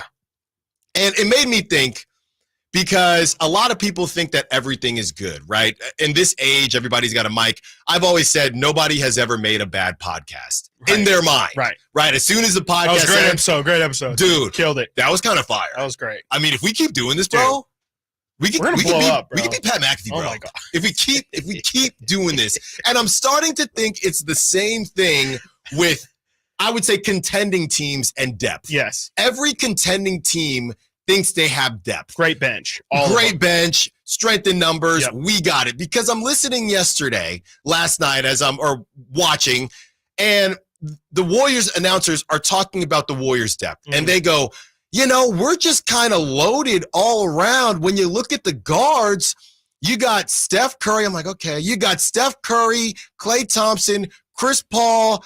And then who else do you got? You got Corey Joseph and Pajemski. And I'm thinking, strong. A couple of those things are not like the others. What is the definition of depth at this point? Bodies. Because bodies, yes. Right? Let the bodies hit the floor. Yeah. Like, what are we talking about? Because, you got guys that could – they threw Moses Moody in there, who's kind of a combo guard. And I like Moses Moody, right? I would actually put him in the – and no disrespect to Corey Joseph, but – I would put him before Corey Joseph. I would definitely put him before Corey Joseph, because you got Corey Joseph who, he's kind of bounced around. We know. We went through a Corey Joseph experience. I think everybody has at some point. Then you got Pajemski, who might be in Santa Cruz surfing for half of the season. So what is the definition of depth at this point? I think it's just I think depth, it means that you have really good starters, and then you have people that just are there. Like, you have guys, you have technically bodies to throw out. Like people would say campaign is depth, and it's like, right. All right, like Cameron Payne again he is a backup point guard. Like he is that role. He's serviceable. He's serviceable. And I don't know if Corey I would take campaign over Corey Joseph 10 out of 10 times and twice on Thursdays. But I mean, I think that's. I don't know what depth is because, in my opinion, I mean, not to add to the confusion of what is depth, I think the Kings are truthfully one of the deepest teams in the NBA. When that's just like you look at the guys and every single team would love to have a lot of the Kings bench on their bench, and that's what I feel. I mean, because if you're going to say Podziemski, sure, like maybe some teams would like to take that risk, but then like Corey Joseph. I don't think any team would volunteer to have Corey Joseph as their main back. And I know he's not going to be Chris Paul is going to be their main backup, but that's not depth. The Warriors do not have depth. You cannot say the Warriors have good depth. You can say they have bodies. It was better than last year. It's better than last year. They have playable guys. They're not throwing out what was that big guy Anthony Lamb out there anymore. Man. They're not. He's not even in the league anymore. He shouldn't. I didn't think he was in the league in the first place. I couldn't believe it. They're not running Damian Lee out there anymore. No. They're not running JT. God bless JTA, but they're not running Toscano Anderson out there anymore. Right. They have some actual guys who have been in rotations for playoff teams, but they're not elite role players by any stretch of the imagination. They're just guys who have done that role before and are at least kind of playable. Sorry to do this to you, Chris, but after signing a $37 million contract in 2019 with the Kings, Corey Joseph played 116 games, averaged 6.5 points a game. What is that telling me? That Corey Joseph was in fact a King, and he was bad. Oh, I knew that. This is more for Stiles in the audience. That's why I said sorry to do this. I was like, I didn't need numbers to tell you how bad Corey. Me and Frankie on our podcast have a Kojo Award for. I mean, we renamed the Coke machine of the game the Corey Joseph Award because we just continually gave him an award for being out there but not doing anything while he's out there. Yeah, and look, there are levels to having different players, and again, the question is depth just being serviceable, or is depth be functional? Depth is, hey, I still am worried about this guy. It's additive. Yeah, right. We Jordan can't Poole sleep. is depth. To be fair, Yes. he really was. Yes. He really was. Now, not when he's not slipping and sliding and doing the Michael Jackson and the Usher dance because I don't know what it is with his shoes or whatever. Shout out to Jordan in Washington. We'll get there because he was balling. He was balling, and he was shooting. I'm one of those guys who, in the Bay, I'm a Jordan Poole guy. Yeah. Right. And I have a pool party shirt, and I thought he got a bit of a raw deal out here. I will. I'm moving. Yeah. So I'm going through all my stuff. You'll have all your shirts and stuff. You make this trip. This is coming with us. You can make this trip. You can make this trip. So as far as the Kings are concerned, now we know how general the word depth is. Yep. Do you think that the King, if you take off your King's glasses, your King's lens glasses, do you think the Kings have depth, or do they just have bodies? I think they have depth. I think Malik Monk is a guy who would start for some teams in this league. I think he's a guy that every single team in the NBA would love to have come off their bench. I think Davion Mitchell is somebody that every team would love to have just on their team. I don't necessarily know if they would have him, in the same role that the Kings do, but I think every team would love to have a guy like Davion Mitchell. And then it gets into, every team has some flyers. Like Sasha, we have high expectations for. Hasn't really produced so far this preseason, but I'm still willing to say that a EuroLeague MVP should be able to produce something at some point this year off the bench. JaVale is a role player. He's been that guy. He's more of just a body, but he's also a guy who is very experienced and very veteran at that position. I would say that's positive depth. Yes. I wouldn't say it's necessarily, adding to an elite bench or anything, but it's a good another name to throw out there. And then, the other guys are flyer. I would say Duarte is also another really good depth piece. That's a positive, and I think a lot of teams would like to Corey Joseph. So I would say, the Kings have 3 to 4 guys coming off their bench that I would say universally every single team in the NBA would love to have off their bench. Not just like, we'll take him, but I think with Monk, with Mitchell, and with Duarte especially, and maybe if you want to throw in JaVale, I think every single team would take those guys on their bench. I would agree with that. And again, it's not really surprising. Even because Lyles. I didn't even mention Trey Lyles as well. Yeah, and I would. What's obvious is that the Warriors never have any money because of the guys that they're paying. So Steph it's not even disrespectful to Corey Joseph. It's, hey, if the Warriors brought you in, it's probably because you were inexpensive and you can do just enough. Yes. And really the biggest get that I feel like doesn't fit that mold with the Warriors was Dario Saric. And they don't get Saric if Chris Paul's not there. Right, Because he loved playing with him in Phoenix. So besides that, I don't know that I would say that the Warriors have depth.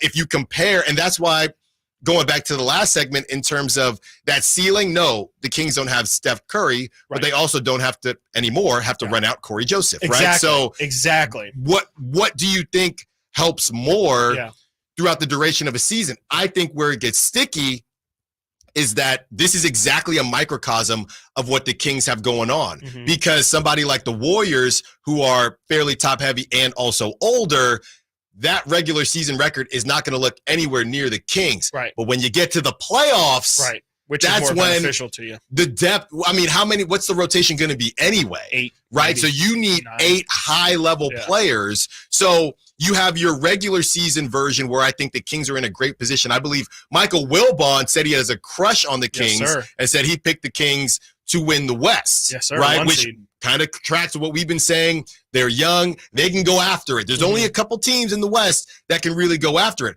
But once you get there, who is going to elevate when it's money time? Yeah, I think the depth is just a good insurance plan. Like, it's good for, like you're saying, the regular season, just the length of the regular season, and who knows with injuries as well. Like, if you have Chris Duarte, who's going to be able to step in for if Kevin Huerter goes down, and you're probably not really going to miss a beat. You might even be better and different of a looking team. So I think that's where depth can come in, and maybe even it could be a benefit in the postseason for sure. It's not going to help with the national narrative. That's the reason why, a lot of people are picking the Kings to finish last in the Pacific Division, is because you look at the other teams, and it's easy to say, Steph Curry and Klay Thompson and Chris Paul will be better than De'Aaron Fox and Domantas Sabonis. The name value isn't quite there. You can say Anthony Davis and LeBron is scarier than what the Kings have going. You can say Paul George and Kawhi, even though they never play basketball,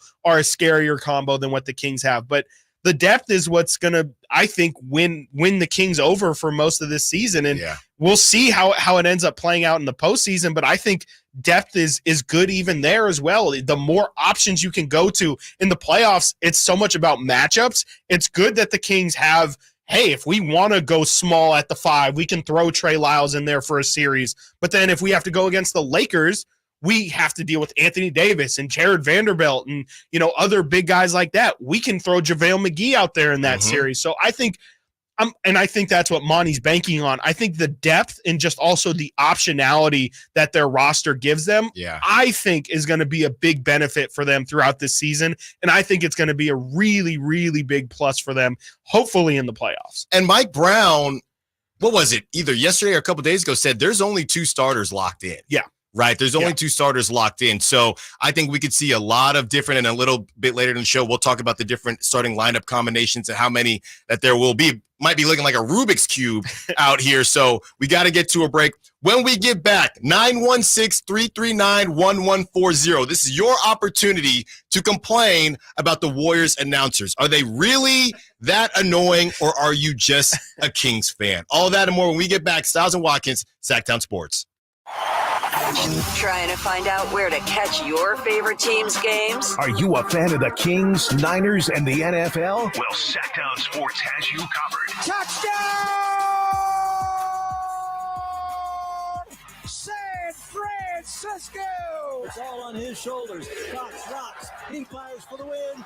He's got the triple. Catch all your Kings, Niners, and NFL games all year long on Sactown Sports and SactownSports.com. Players know it's not just because you win more, it's because of everything else at Gold Country Casino Resort, where players roll in and winners are made.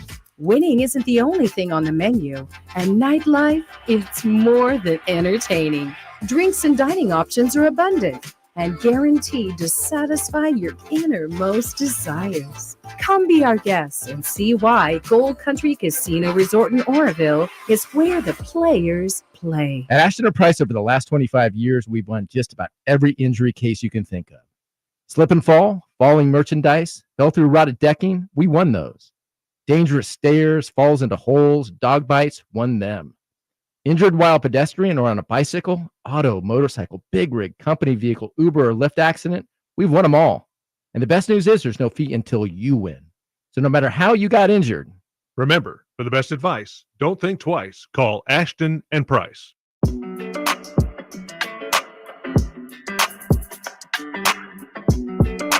Your flagship station for the Beam Team, Sactown Sports. We're back. Stiles and Watkins, Sactown Sports, taking you up till 2 p.m. as we give you a Costco free sample for what is to come October 26th, Thursday, the day before the Kings hopefully light the first beam of the season against, yes, those dudes from the Bay, the Golden State Warriors. And as we continue to talk, Chris, we spoke about the broadcasting. Yes. For the Golden State Warriors. Mm-hmm. And, you know, social media was having a heck of a time. Carmichael Dave said a list of things that we will not repeat that he would rather do than listen to the Warriors broadcast.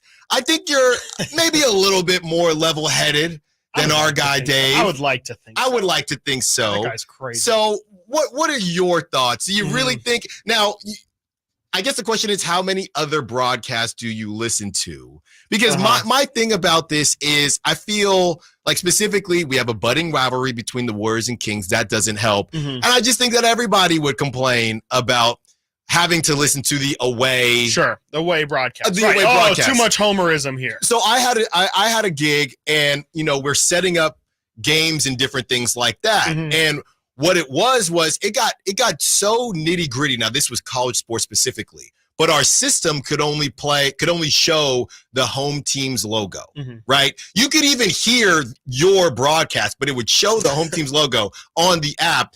And people would literally hit up support saying, why do I have to look at this logo? Right? It's Auburn, Alabama. Why do I have to look at this Auburn logo from Alabama? So I understand fan is short for fanatic. So I'm just trying to figure out, I've listened to the Warriors broadcast for so long, right? As I start to listen to Kings broadcasts and other broadcasts as well, it's either that or national. Do they annoy you? Not really. No, for the most part, they really don't annoy me. And I actually kind of really like with the League Pass experience because you get to choose which broadcast you listen to. And for the most part, I'll listen to the home broadcast. You get a better energy to the game, you know, especially if it's a home game and, you know, the crowd's behind them as well. I'm usually going to listen to the home broadcast. And for the most part, like there's going to be homer moments, but you know, also you get a different level of insight. You understand, you know, Mark Jones is going to talk a lot more about Sasha Vezenkov than what the Charlotte Hornets broadcast would if they're playing the Kings. So I like to kind of get the insight to what the fans are talking about. And for the most part, I think local broadcasts, even though they have their homer elements, for the most part, they do a good job of calling the game straight. It just, I don't know what really it was about the broadcast that annoyed me so much. It wasn't like the overall sound of it, but it honestly was just the content, the things that they were saying were really infuriating. Like it didn't feel like, it was just too homerism. It was too over the top. And it wasn't a very educated broadcast in my opinion. Like them saying, oh yeah, you got to go at Keegan Murray every time. Like, I'm not saying Keegan Murray's a great defender or he's not Jordan Poole, but he's not Kevin Huerter. He's not, you know, like there's better options to go after. And I wouldn't say Keegan's a turnstile defensively. And there was other things too. I didn't enjoy the hour-long interview with the Warriors team president. Brandon Schneider, that's who it was. I didn't understand that. I'm sitting there. It's a segment, man. You got it. It's a time. It was a 1 to 2 quarter. timeouts max. That's what I'm saying. Yeah. I don't know if that was because it was preseason, but literally, you know, I'm watching, I'm writing down notes, and I keep hearing this voice. I look at the bottom, it says, you know, his name, Brandon.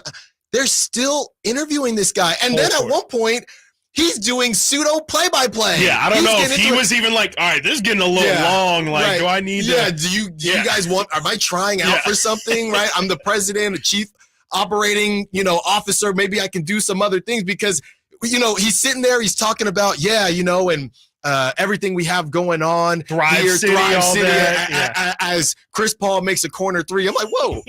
Why was he actually kind of good, though? Yo lane. Come on. I'm thinking by the end of it, I'm thinking, you know what? He might have been the best broadcaster of the day. I might have preferred his play-by-play than hearing about Thrive City for 30 minutes. So look, it's preseason for everybody, and here's the thing about play-by-play, and I've done a small amount of play-by-play with a women's basketball league out in the Bay, and it was a lot of fun. I got into my NBA street bag, and they had a lot of fun with that. Because here's the thing. You're a play-by-play person, you're not just getting hated on by opposing fans. Yeah. You're also getting hated on by your own fans. And that's the thing that I've noticed about the Warriors broadcast. It's not just opposing teams that don't like their broadcast. There is a lot of Warrior fans who do not like their broadcast and haven't liked their broadcast, even like through the KD years. They were like, this is terrible, which was corny. One of the same, and then they added somebody else. Right. But I just always thought, to be completely honest with you, I just thought that's how it was, right? I mean, us as hosts, people like us, people hate us. It's just part of the gig. So I didn't know, I didn't think it was a specific Warriors thing. I thought, okay, Kings fans, some of them probably roast their guys, and Hornets fans, some of them probably, because nobody's ever happy. But you're telling me, based on the numbers and the ratio, it does not look the same. No, it doesn't. I mean, I have Warrior fans in my life who have been telling me for years that they can't stand the broadcast, that it is a little bit, even they find it like too Homer-ish, and, too much of, oh my gosh, Steph Curry is he's just the best. And not only is he a great basketball player, but he's an even better person. Yeah. And this is what Dub Nation's all about. No one's better than you, Dub Nation. And it's exhausting. It's just Warrior broadcast. I'm wondering now, is part of that just being connected to the Warriors? Sure, I mean, it definitely is. Like they play into, I mean, the Warriors know they're great, and they play into the fact that they know that they're great. And I think that's what's so annoying is nobody wants to hear about how great you are, especially not the home broadcast. I think, you're supposed to, especially, the Warriors are a couple years removed from success. It just feels like, they still carry themselves as if they're light years, and I'll use their term, light years ahead of everybody else. And, the reality of the situation is they're in the mud just as much as the Kings are, just as much as the Lakers and the Sun. Like, they don't levitate above everybody else anymore. No. And Steph Curry's great, but there's a good handful of other great guys out there that are, I'm definitely not at his level, but let's not act like he is Jesus walking on water. No, well, it's not even about Steph. It's about who's there to help Steph. Yeah. Because we saw the depth, right? Well, you got Corey Joseph. Poetic about. You got Corey Joseph. You got Pajemski. Yeah. Okay. You got some guys. There was not enough Andrew Wiggins love yesterday either. No, he was balling. Wiggins was balling. I'm telling you, man. Oh my! The Kings have they didn't have any answer for him in the playoffs.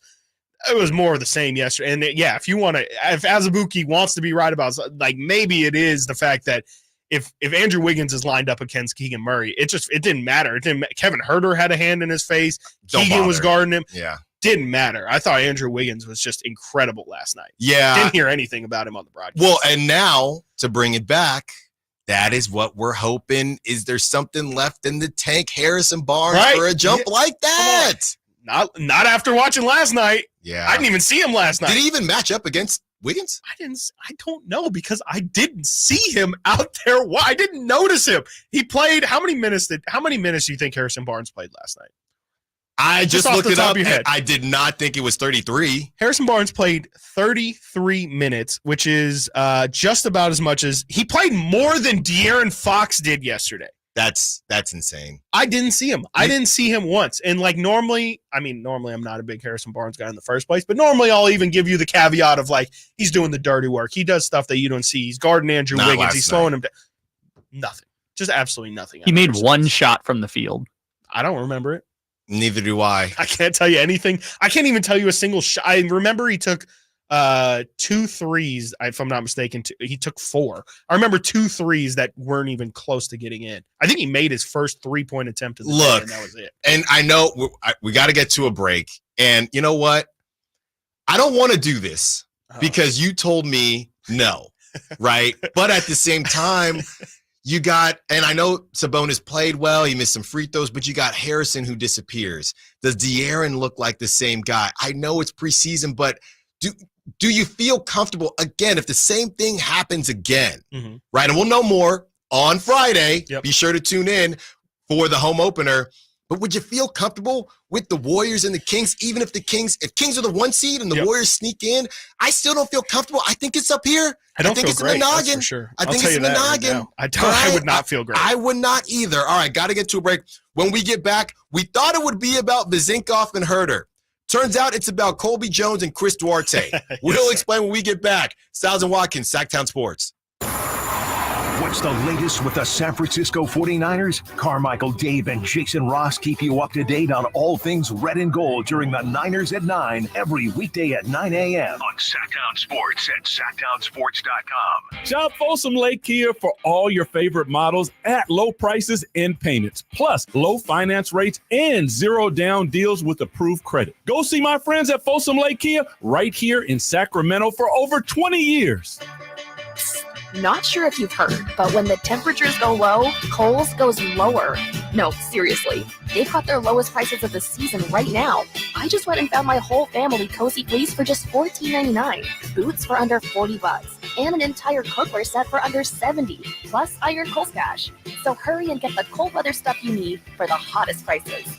Select styles. Offers end October 22nd. Some exclusions apply. See store or Kohl's.com for details. Ready for a sizzling football season? Take your game day parties to the next level with Napoleon Prestige Grills from Green Acres Nursery and Supply. Fire up the grill and score big with mouthwatering burgers, juicy steaks, and finger-licking wings. Napoleon Prestige Grills bring the heat and come complete with a lifetime warranty. Get your ultimate game day companion today. Visit your local Green Acres Nursery and Supply and elevate your tailgate experience with Napoleon Prestige Grills. Green Acres Nursery and Supply, your one-stop shop for grilling greatness this football season. Visit idategreenacres.com for the store near you. Game on. eBay Motors is here for the ride. 120,000 miles of night drives, daily commutes, and who knows how many. Are we there yet? Through countless fixes, elbow grease, and a new radiator, you kept your ride alive. With eBay Motors, you have over 122 million parts to keep it running. And with eBay Guaranteed Fit, they'll be the perfect fit every time. Plus, at these prices, well, we're burning rubber, not cash. Keep your ride or die alive at ebaymotors.com. Eligible items only. Exclusions apply. Hey, if you're thinking about getting the latest iPhone, check this out. With Boost Infinite, you get the latest iPhone every year and unlimited wireless for just $60 a month. Yeah, you get the new iPhone 15 Pro with titanium. Then again, next year, you get the latest iPhone. Every year. Boost Infinite. Infinitely better. To learn more, pick up your phone, dial pound 250 and say Boost Infinite. That's pound 250 and say Boost Infinite. Terms apply. After 30 gigabytes, service may be slowed. Receive a comparable iPhone model each year with an acceptable trade-in every year. Requires credit qualification and 36-month phone financing agreement. You'll have the option to receive a one-time auto-dial text message from the station's network. I love being a bartender. I love waiting tables. But at the end of my shift, my feet were killing me. And so I had to pretend like I was having a good time. And really, I couldn't wait to sit down. But it wasn't just my feet. It was also my knees were achy. I had a neck pain too. I was in so much pain. I kind of lost hope, really. And then I saw the Good Feet store, and that's when everything changed. For over 20 years, we've helped people like Kristen enjoy their work again without their feet getting in the way. It was pretty shocking to realize that I'd been in so much pain, and suddenly I'm completely pain-free. Now that I have the Good Feet arch supports, I don't have to pretend to be happy. I'm genuinely happy. So, cheers. My name is Kristen, and that's my Good Feet story. See what we can do for you with a free personalized arch support fitting at the Good Feet store. Good Feet in Sacramento, Roseville, Stockton, Modesto, and Vacaville. Model year-end pricing is back at Folsom Lake Honda, your one-stop Honda shop. During the model year-end event, lower interest rates at Folsom Lake Honda make lower payments. It's no wonder why Folsom Lake Honda is your one-stop Honda shop. Come in today or check out our entire inventory online at folsomlakehonda.com. Get an instant cash offer for your trade at folsomlakehonda.com. We'll buy your car whether you buy from us or not. Folsom Lake Honda is your one-stop Honda shop. Folsom Lake Honda. Go to folsomlakehonda.com. Your one-stop Honda shop. Sactown Sports. Headlines. Good morning, Sacramento. My name is Kyle Ledbetter. These are your Sactown Sports headlines. The Sacramento Kings were up 17 points on their way to their first preseason win before Steph Curry happened. Curry, 8 seconds to go, puts it on the floor, stops, launches, scores the three-pointer, 116-115. Curry had 15 points in the fourth quarter, including the game-winning three-pointer you just heard with 5 seconds to play. The Kings play their final preseason game tonight against the Utah Jazz. You can listen right here on Sactown Sports starting at 5:30 p.m. The Las Vegas Aces defeated the New York Liberty 70-69 last night to secure the 2023 WNBA championship. Asia Wilson won 2023 Finals MVP after posting an absurd 24 points and 16 rebounds in Game 4. Sacramento State football is back at home this Saturday night for a nationally televised primetime game versus the Montana State Bobcats. Kickoff is at 7:30 p.m. Get your tickets at hornetsports.com. Those are your headlines. Now let's return to more of Stiles and Watkins right here on Sactown Sports.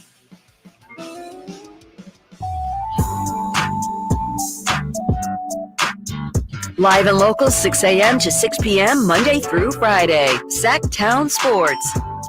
We're back, Sactown Sports, Stiles and Watkins, as we get you set for the regular season of the Kings and the regular season of our new show. That's right, October 26th, Thursday. Taking a little break here, but we got you tomorrow, a little break, and then Thursday, we're coming back. We're in full effect getting you ready for the Kings home opener. We'll also be going over whatever happens to happen in Utah with the Jazz. And like we said, the Jazz, hot start last season, very hot, but a team ultimately that when you look at the maybe 3 teams you don't really have to worry about in a stacked Western Conference, I'd put them there respectfully. Yeah, respectfully, I think, I think that they can definitely surprise some people. I think they'll be a lot closer to like 40 wins than what people are thinking, but I definitely don't think the Jazz are like a top-end team that should be in the same tier as the Kings. I think that they fall in that frisky, I think they're going to be much like a Pacers of the West, where it's like they got some good players. Can't roll the ball out. Any given night they can definitely beat you because, like you say, the ball's going to get rolled out and you never know what's going to happen. But no, I don't necessarily think that they're a massive problem for the King, someone who should be of the Kings caliber.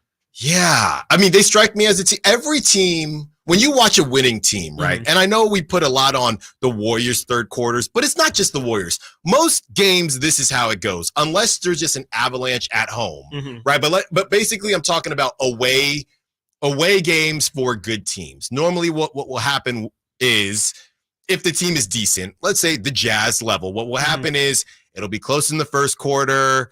It'll be back and forth in the second quarter. That third quarter for most teams is where you start to separate one way or the other. And I think that there are so many of those teams in the West that it's ridiculous. The only teams that you could maybe just roll the ball out, the Rockets, and that feels, I think they're going to be frisky. They just spent a lot of money. Portland. Brought in Ime. I don't know about Portland. Portland's not going to be very good. They're not Let me good, just say but they're going that. to be frisky. I mean, they'll have some players that can, again, if you overlook them on a given night, they can put it up on you, and San Antonio as well. Spurs, I don't think the Spurs say, really have much to be feared of. Of course, Wemby is going to be fun to watch, right? But I wouldn't really be afraid of the Spurs. But for the most part, I mean, I think maybe I just have too much respect for teams like Houston and like Utah, but I don't think that there's really any slouch. I wouldn't even say that those two teams, Portland more so than Utah, but I wouldn't say either of those two teams are guaranteed to be trash. So Utah's over-under right now is at 35.5 wins for the season. It's a tough number. They won 37 last that's year. That's a really tough And number. how many of those were in the first 2 months? A lot. A good handful. But they also, they under the radar, they brought in John Collins this year. Who knows what that does? I don't know what to make of him. I don't either, and I don't think anybody does, Right. but they got him for cheap, didn't have to give him up much. Still have Jordan Clarkson, one of the best 6 men in the league. Right. Got Lauri Markkanen, who had a huge career resurgence, or I guess you can call it a career resurgence last year. He was supposed to be the guy, though. He was, yeah. And he showed it last year. He was an all-star. You got Walker Kessler over there, who's going to be another year more experienced. Still got Olynyk as well, and got a great head coach. I love Will Hardy. I think Will Hardy's one of the best coaches in the NBA. Apparently, their starting shooting guard is Talen Horton-Tucker. That's not great. Don't love that. Hey, definitely don't love that. Is it Colin might be Sexton Abaji. still their point guard? Sexton's the backup. Who's their How starter? is Sexton Clarkson.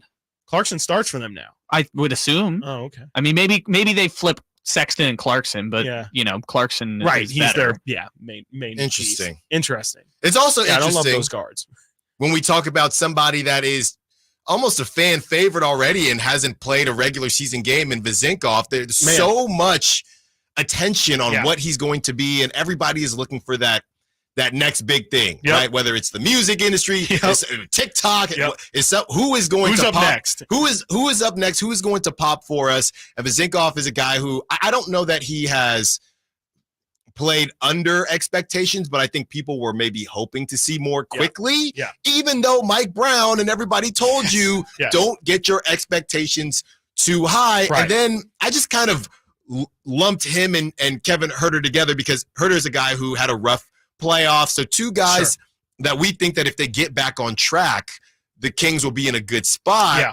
And then you start playing the actual games or the preseason games, and you see Kobe Jones balling out. Shout out Xavier. Wow. Yeah. I like what I'm seeing. Yeah. And you got Chris Duarte, who I think everybody thought he'd be a good addition, but now you might be a starter. Flirting with it. You might be a starter. So I think we were focused on one thing, not to say that Vezinkov and Huerter can't figure it out. Right. But what we're seeing from Kobe Jones and Chris Duarte, that is something that could help the Kings. When you talk about depth, that's something that could help the Kings expeditiously. Yes. No, I mean, Duarte, he can help on the defensive end, and he's somebody who, I mean, Mike Brown has really, really opened up the conversation for what Chris Duarte would look like in that starting lineup when he inserted him in the other day, and kind of like you said earlier, mentioned that there's really only 2 guaranteed starter spots.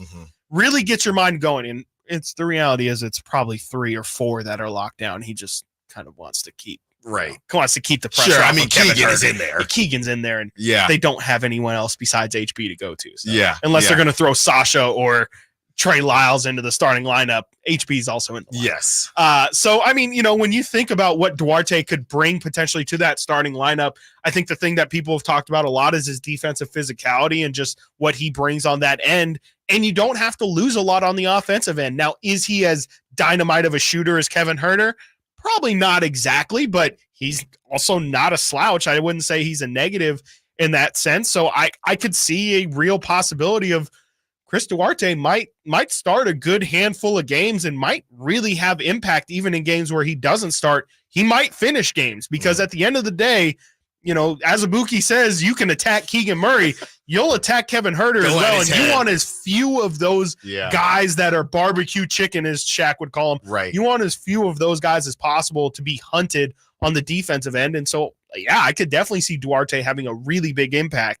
And then Colby Jones, man, it's crazy because here in Sacramento, I say it all the time, but like we're so used to lottery picks and putting so much faith into how is that lottery pick going to make us a better team this year that it almost feels like when, we didn't have a lottery pick and Colby Jones is an early second round pick, you don't really factor him in. You don't think that, he's a second rounder. If you get anything from him, it's gravy.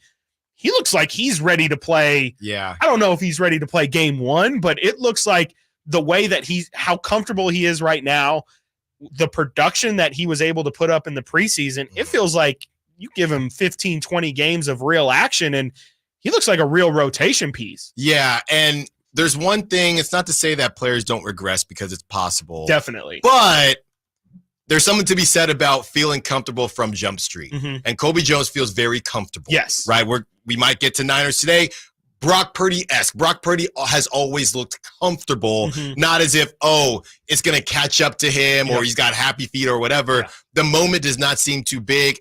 These college players, I think as much as I know the G League is starting to get going, but I personally, I'm a bit old school. Yeah. I like a college player. I like an NCAA guy. Yeah. And, it's just, I think there's just something that comes with it. Maybe some of their ceilings might not be as high as, exactly. the G League runners, and you got the overtime elite. I can't even keep up, No, to be completely honest with you. But you baller brand league.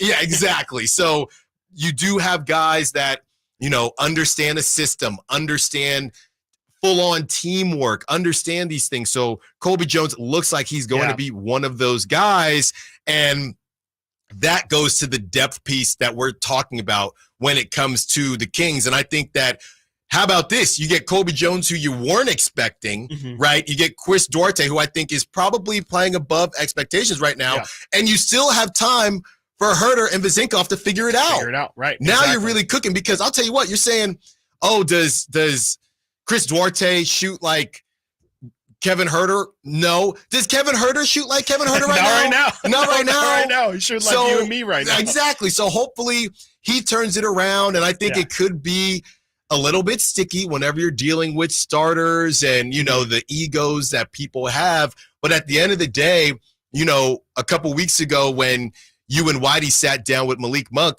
if anybody should ever have a gripe after what Malik Monk did to the Warriors, if Malik Monk is okay with coming off the bench, Kevin, you should be okay with coming off the bench too, because Malik can really get it going, right? And we know that. And he is in a position where, he wants to show people what he can do. But if he's willing to chill out and understand what's best for the team, everybody should be taking that identity. Yeah, no, and I mean, it makes me wonder. I do get a little worried about Kevin Herter. If he's not in that starting lineup, I'm not entirely certain what his role is and like how it feels like he might be a little expendable at that point as well. And I think the Kings are going to have to find a delicate balance. If Herter can't get it going, that is, of, okay, how do we give this guy touches that are still similar to the touches he was getting as a starter? But also, I mean, if it's not there, if it continues to not be there, we can't just keep going to that well and keep expecting it to turn around. I mean, it's a good problem to have, I guess, is the fact that, Kevin Herter isn't playing well, but at least you have Duarte, you have other guys that can, hopefully alleviate his struggles. I don't know what to expect out of Kevin Herter this year. I mean, he really hasn't shot well. He didn't shoot well like the last month of the season, really struggled in the postseason as well. And now starting off the preseason, not hitting shots. I don't know what to say. Like, you can't just say, oh, once the regular season starts, no, his shots just, then it starts to get up here. It starts to get in the dome. And once it gets in the dome, it can be a little tough. And as we've kind of joked about before, as we talk about the baseball playoffs, you can't be a DH. Nope. Right? No, you're already a DH. Exactly. So if you are a DH and you're not hitting, right, you are not helping the team. Not at all. Not at all. Okay. And if you really do in this day and age, if I'm going to have a DH and I know he might not be living up to his expectations as a lottery pick, but I'm taking Davion Mitchell because I can find guys to put the biscuit in the basket. Right. It's harder to find a guy that's going to give his full effort on defense. So not to pit them against each other, but when you're looking throughout the league, you can find dudes that can score. No, absolutely. And, I don't want to bring up the conversation of, getting Kevin out of here, but it is also, the Kings are in this in between where they're scrappy. They're in that 3 to 7 range in the Western Conference. At what point, if Kevin doesn't have it going, do they look and say, hey, we have a guy that has made you expendable. You're kind of this floating piece. Let's shop him around a little. What does Kevin Herter's value look like? Yeah. Can you package Kevin Herter with Harrison Barnes or Davion Mitchell or something else? Like, can you? You're gonna do this when we're up against the break. I'm just saying, can you get to another level? You're gonna throw HB out there. Yes. Now we got to talk about that when we get back, because we will do that and much more. Stiles and Watkins, Sactown Sports.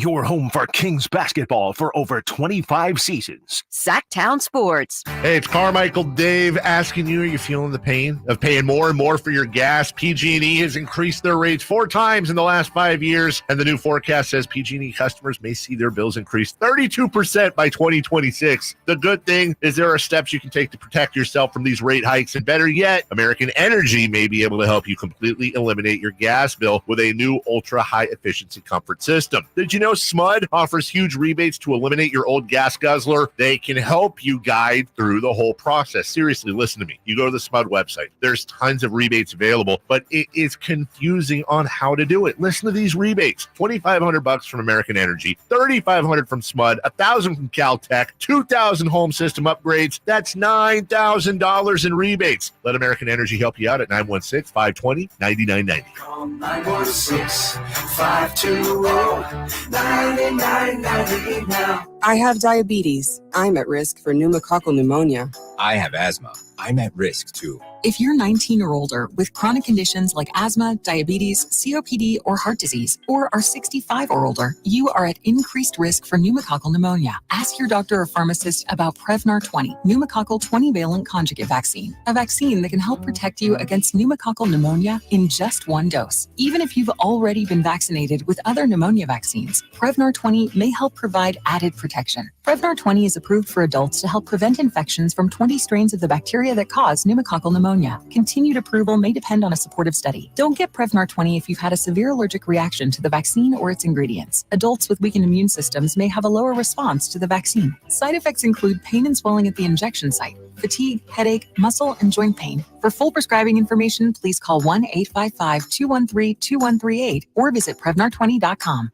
Sactown Sports is home to the Kings, Niners, and now the business of sports. Hosted by Kelly Brothers and brought to you by Cap Trust, offering customized, independent financial advice at captrust.com. Join Kelly Brothers, Carmichael, Dave, and Jason as they look at the business of sports every Thursday at 7:40 a.m. You want to know how sports really work? Follow the money with Kelly Brothers from Cap Trust on Sactown Sports. At aimyourdigital.com, we'll help you target the right audience, build your leads, and crush your quota. Take your business to the next level. Our digital marketing strategies help grow awareness of your product or service, all while building trust in your business. Our approach involves leveraging multiple tools and strategies to deliver exceptional results that are customized to your unique business needs. Don't wait to run out of sales leads.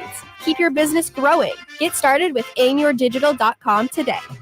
What's up? I'm here with Chad Hoblet of Hoblet Dodge, Chrysler, Jeep, Ram, and Woodland. Chad, what's going on for Jeep Adventure Days? With gas prices skyrocketing, good gas mileage is more important now than ever. And right now, you can save up to $11,000 off MSRP when you lease a new 2024 Jeep Wrangler Sport S 4xe plug-in hybrid. Okay, but what about hauling my family around? Well, save even more with up to $14,000 off MSRP when you lease a new 2023 Jeep Grand Cherokee Limited 4xe plug-in hybrid. Great mileage and big savings on one of America's most loved SUVs. These deals can't last long. Hurry into the Hoblet Dodge Chrysler Jeep Ram Center or see their full inventory at hobletdodge.com. Unbeatable prices, unbeatable selection. Nobody beats Hoblet, period. 11,000 total Wrangler 4xe net savings on lease only after 8,500 factory rebates and 2,500 dealer discount. 14,000 total Grand Cherokee 4xe net savings on lease only after 11,500 factory rebates and 2,500 dealer discount. Lease options subject to credit approval. Not everyone will qualify. Rebates include 7,500 federal tax credit rebates subject to change without notice. 5 at each net savings. See dealer for details. The city of Sacramento offers grass conversion rebates to help you replace your thirsty lawn with a naturally water-efficient landscape. Whether you own a home or business in Sacramento, you may be eligible. Learn more at sacwaterwise.com.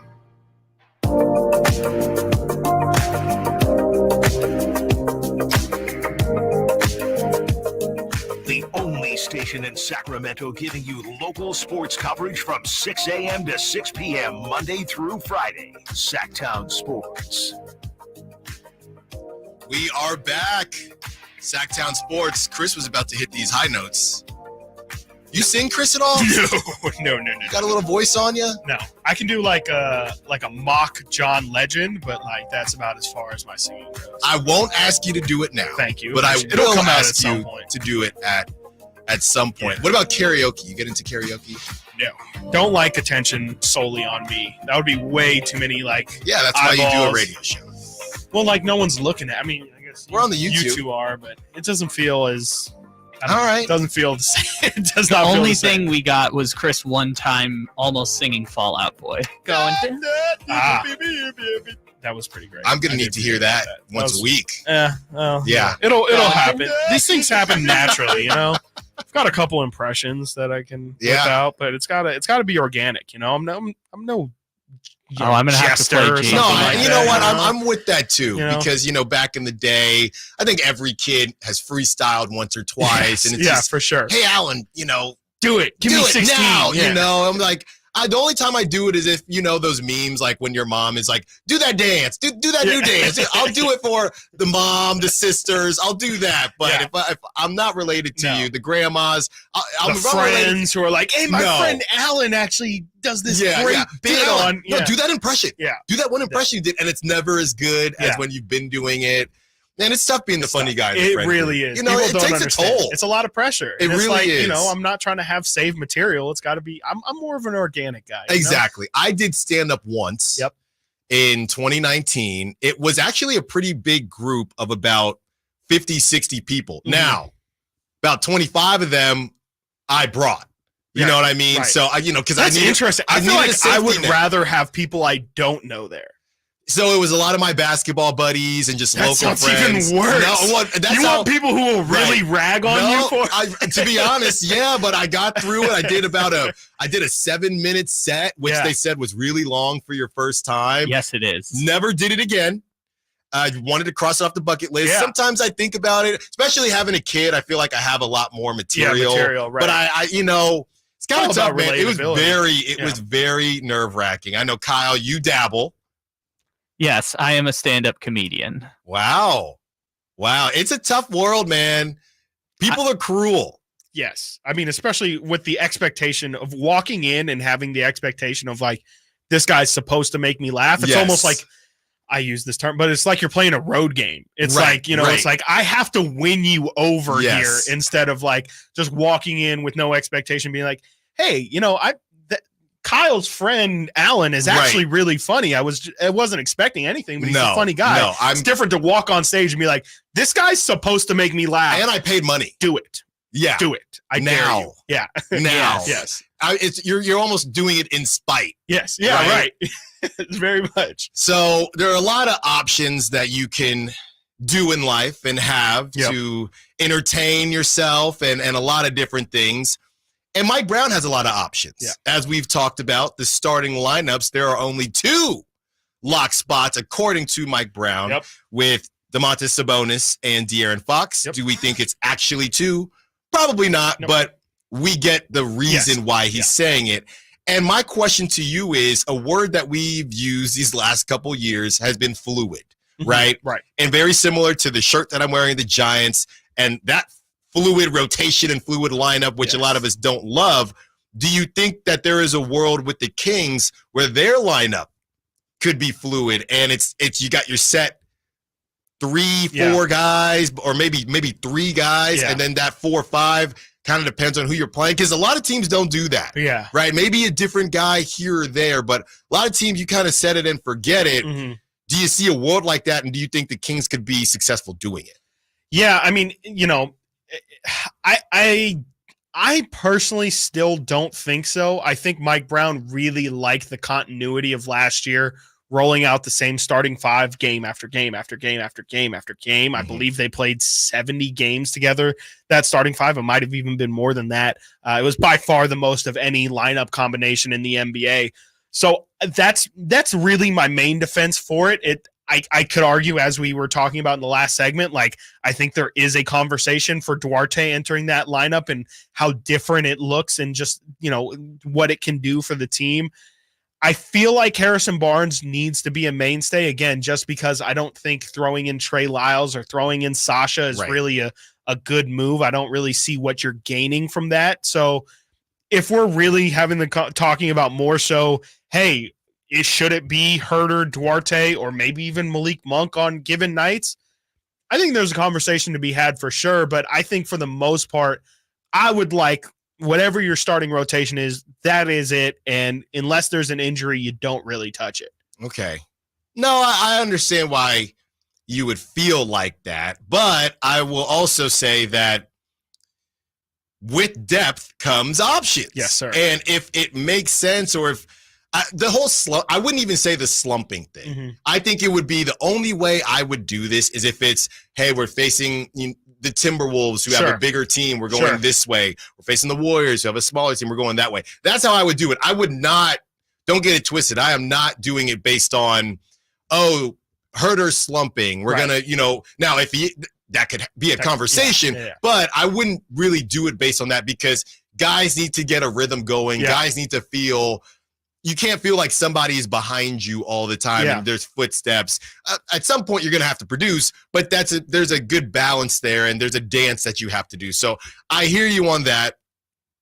I would just say that, hey, if Mike Brown thinks he can pull it off and there's not one, if there's a lineup, and maybe it's something that ends up happening throughout the season, if their set lineup keeps losing to a certain type of team. Sure. Right? That's where you and can we can't just keep holding L's because we don't want to change the lineup. I could see that. But at the end of the day, there's a reason that most teams don't do it. I would say one team that does kind of do it would be the Warriors because Looney's in, Looney's out. But even the Warriors, they kind of said it at some point. It was just that weird thing about Jordan Poole.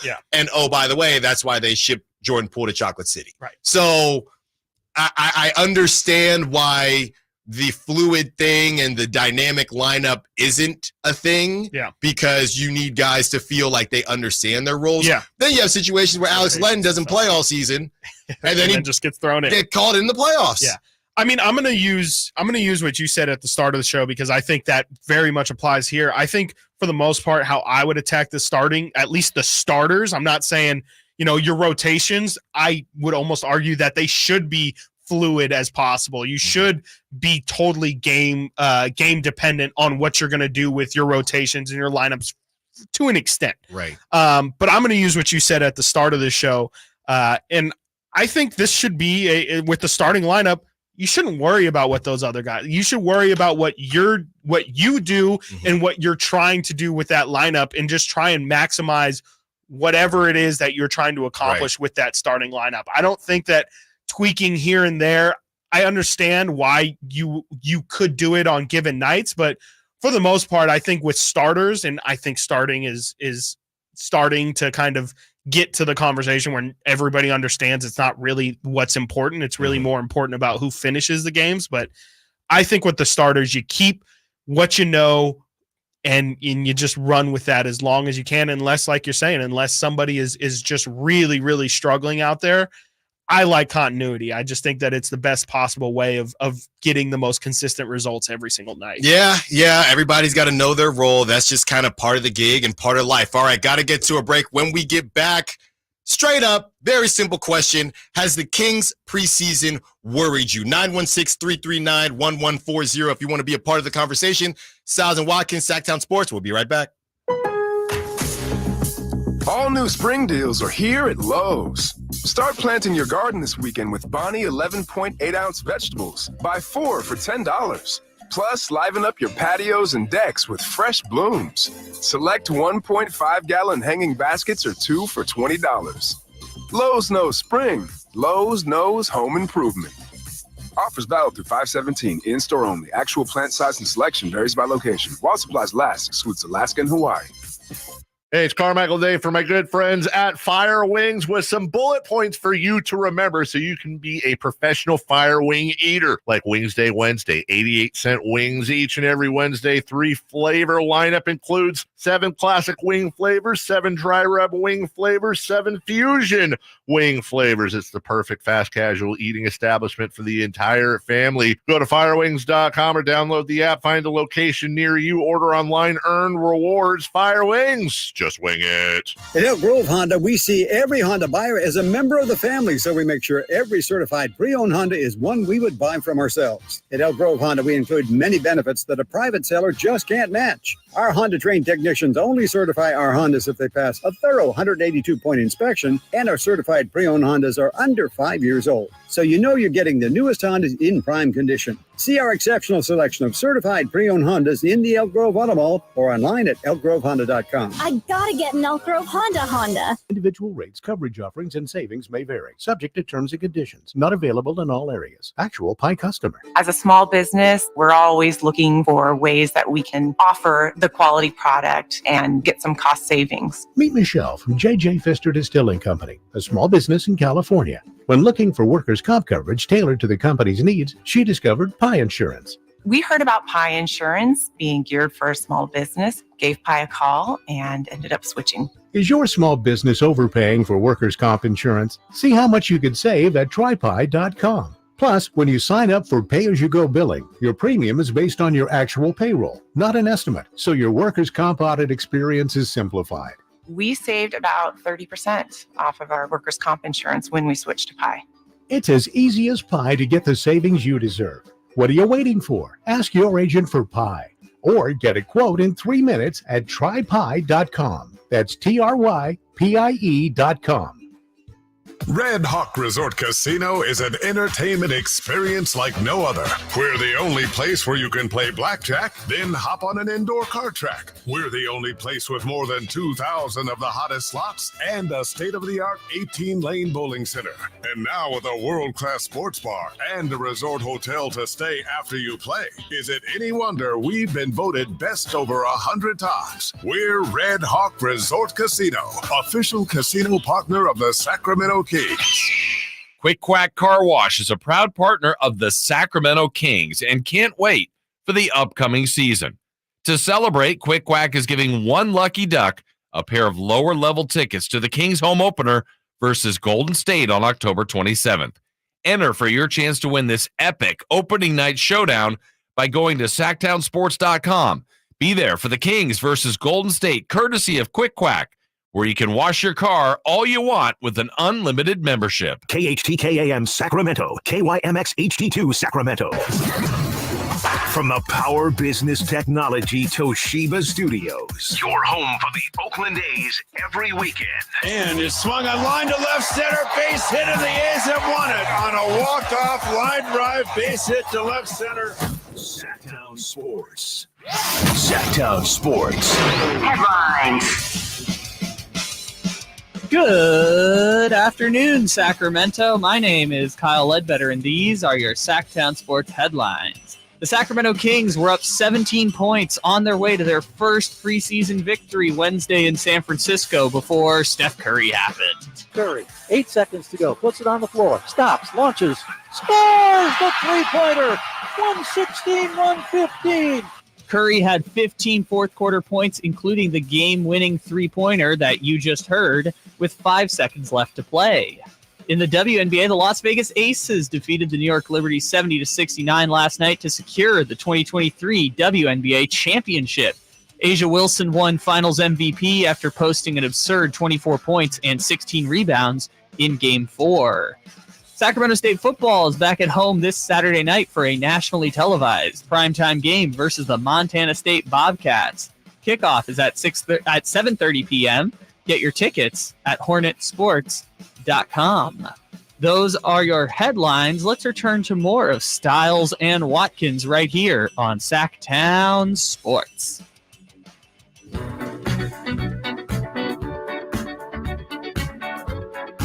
Your home for Kings basketball for over 25 seasons. Sactown Sports. We're back. Sactown Sports, Stiles and Watkins preseason show numero uno as we get you ready for the regular season of the Kings and the regular season of this show premiering October 26th on Thursday, going over whatever happens with the Kings and the Jazz and getting you ready for the home opener. Hopefully when the Kings light the first beam, Allen Stiles and Chris That'll be the Watkins. second beam. They're going to light the beam on Wednesday as well. Let's not forget. I forget they light the beam. Yeah. Oh, yeah. It don't matter. Home, road, as long as it's a win. International. Yeah, I mean, if they play overseas, as long as it's regular season, they'll count it. Yeah, they made it clear regular season only, but it'll be hopefully the second time. Always lighting the beam, and we might even get a little mini beam in here. We should. Because we are the flagship. We really should. Actually. We are where you can hear every single Kings game. Stiles and Watkins taking you up until 2 p.m. And here's the thing, Chris. I'm just going to say this to you. Okay. As somebody who does not care about the preseason. Yes, sir. I'm just going to read things to you. Okay? Yeah. So, you have the Kings losing to the Raptors. Yeah, I remember right? that. Yep. To start off the preseason. Yeah. They then lose to the Lakers. Mm-hmm. Yeah, and let's see who played. I'm assuming, everybody played for the Kings, but no LeBron. Yep. No Anthony Davis. No. You didn't even get Austin Reeves. Nope, didn't get Vanderbilt either. No Vanderbilt. Nope. Okay, so Still you got lost. that going on. Yeah. D'Lo had a great game. Then you get the Warriors Yeah, without Steph and without CP3 and without Draymond. Yeah. You lost. Yep, we took him to overtime, though. Took them to overtime. Yeah. But another L. And then this last game last night where you had it in your grasp, right? And Steph Curry did play, and CP3 did play, Draymond did not, and Kevon Looney did not, as the Kings played everybody beside with Trey Lyles. And that was it. Yeah. And Duarte. Duarte, which is turning out to be a really big deal these days. And you lost again. Yep. So I'm not the best at math. I'm not a mathematician, but me either. You have not won a game. The Kings are winless. Yeah, that's correct. They're winless in the preseason. Are you worried at all? Any part of your bones, any part of your being worried? Go ahead and get that question out first. Sorry, that's my bad. No. I'm 0% concerned about preseason results. I'm just not. I mean, it's the Kings went 5-0 in the preseason last year, started off the season 0-4. Now, of course, they bounced back, but that clearly tells you that leading into those 5 games clearly had no indication of how the Kings were going to come out to start that season. Right. Season before that, even Kings go 5-0 in the preseason and are just have another King season. They finished 30-52. Yeah. So that tells me that success in the preseason clearly doesn't translate to anything tangible for the regular season or how you're going to start the season. So why should I think that that preseason failure necessarily means that you're going to be a failure in the regular season? I think it's just, I think that it's going to be very similar to in the regular season, Kings didn't play any defense at all, like none at all. Postseason starts, you see them flip a switch, and all of a sudden it looks like they could have been a great defense or a good defensive team all year long. I think it's going to be a similar switch flipped with preseason and regular season. I think just in terms of how it's going to look, I think the Kings are going to actually run an offense for 48 minutes. They're not doing that right now. They're workshopping things. And the rotations aren't the same either. Like, I think yesterday is about as close to real rotations as we're going to get. But even then, we didn't get to see Duarte because of injury. Trey Lyles was injured yesterday. He's going to be a part of the rotation. I can't take much from it. I'm sorry. I think that you can take individual performances and you can glean things from it. We can see that Keegan Murray has clearly expanded his game. That's not something that's only in the preseason. That's going to somewhat translate to the regular season. But in terms of results, no, I'm not worried. Is it a sign potentially of maybe some things to come? Will the Kings maybe have, like we talked about earlier, do they have a problem of only having one closer with De'Aaron Fox, and that's going to lead to some blown leads late in the game? Maybe that's a sign of things to come. But I don't think I don't think seeing that yesterday should instill fear that every time the Kings are going to be in a tight situation at the end of the game, we should look back to that preseason game and say, see, that's the sign that they can't do it. I didn't see anything so far in this preseason that has had me absolutely shook that the Kings aren't going to meet expectations this year, except for Sasha. Sasha, I will admit, has been a little worrisome so far. But I don't know how you could say Sasha is more worrisome than Herter and Harrison Barnes. I think it's more just we've seen those guys perform at an NBA level, and Sasha right now, it doesn't even look like, at the moment, it doesn't look like it's clicking at all. Like, I mean, it seems as if the game isn't necessarily too fast for him, but we just haven't seen him be able to put his stamp on a game yet, with the exception, I believe, the first preseason game, he came out and played pretty well, hit some shots. But besides that, I mean, he just hasn't really looked like somebody you would want in the rotation. Like, I at least know that Kevin Herter and Harrison Barnes know how to get, even if Kevin Herter's not hitting his three, he did a great job in the postseason of still getting some floaters, getting to the line. Last night, he still had 12 points. He only hit 1 3.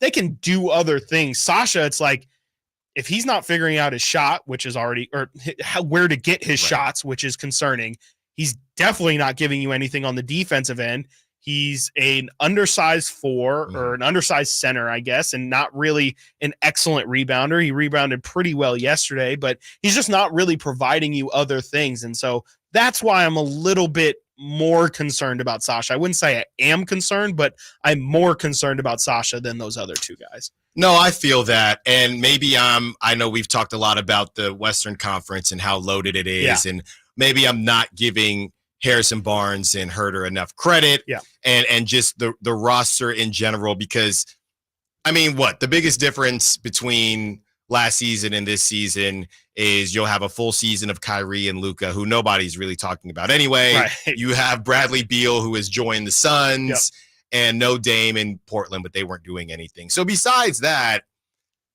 this is still the same team who we believe has actually improved going up against the same teams besides the Suns with the addition of Bradley Beal. And if the Clippers can stay healthy, and we've been saying that it feels like the last 4 or 5 years. So I don't think you should be worried, but at the same time, if you're not getting better, you are getting worse. Yeah. And when I look at the Harrison Barnes of the world and the Herters of the world, De'Aaron Fox, the one thing I will say about the Kings is they're not sneaking up on anybody this year. And as cliche as that sounds, it's the truth. Yeah. Because once you want respect, but once you get respect, you gotta react to it. And we talk about sophomore slumps as individual players, but what about sophomore slumps as teams as well? Now, the Grizzlies will be out. Well, they don't have Ja for 25, so not to be disrespectful, but they won't have Ja for 25. Right. So they probably won't be as good. But when you look at the Kings, I don't know if teams are going to have the Kings circled, but they're not sneaking up on anybody. So you have to be prepared for that. And again, defensively, right, for the Kings, and we know statistically the best offense in the history of the league. NBA. Yeah, most efficient. So that is something to take it back to the Giants. Aaron Judge. I did shows on shows and shows about getting Aaron Judge. And did I want Aaron Judge on the Giants? Of course I did. But I also thought about this.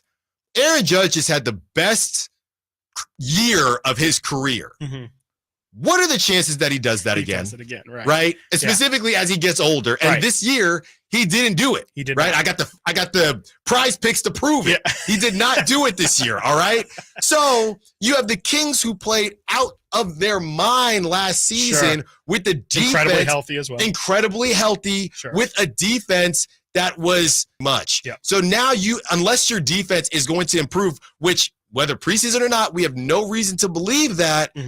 You have to replicate, hopefully, that health and the offensive efficiency. Yeah.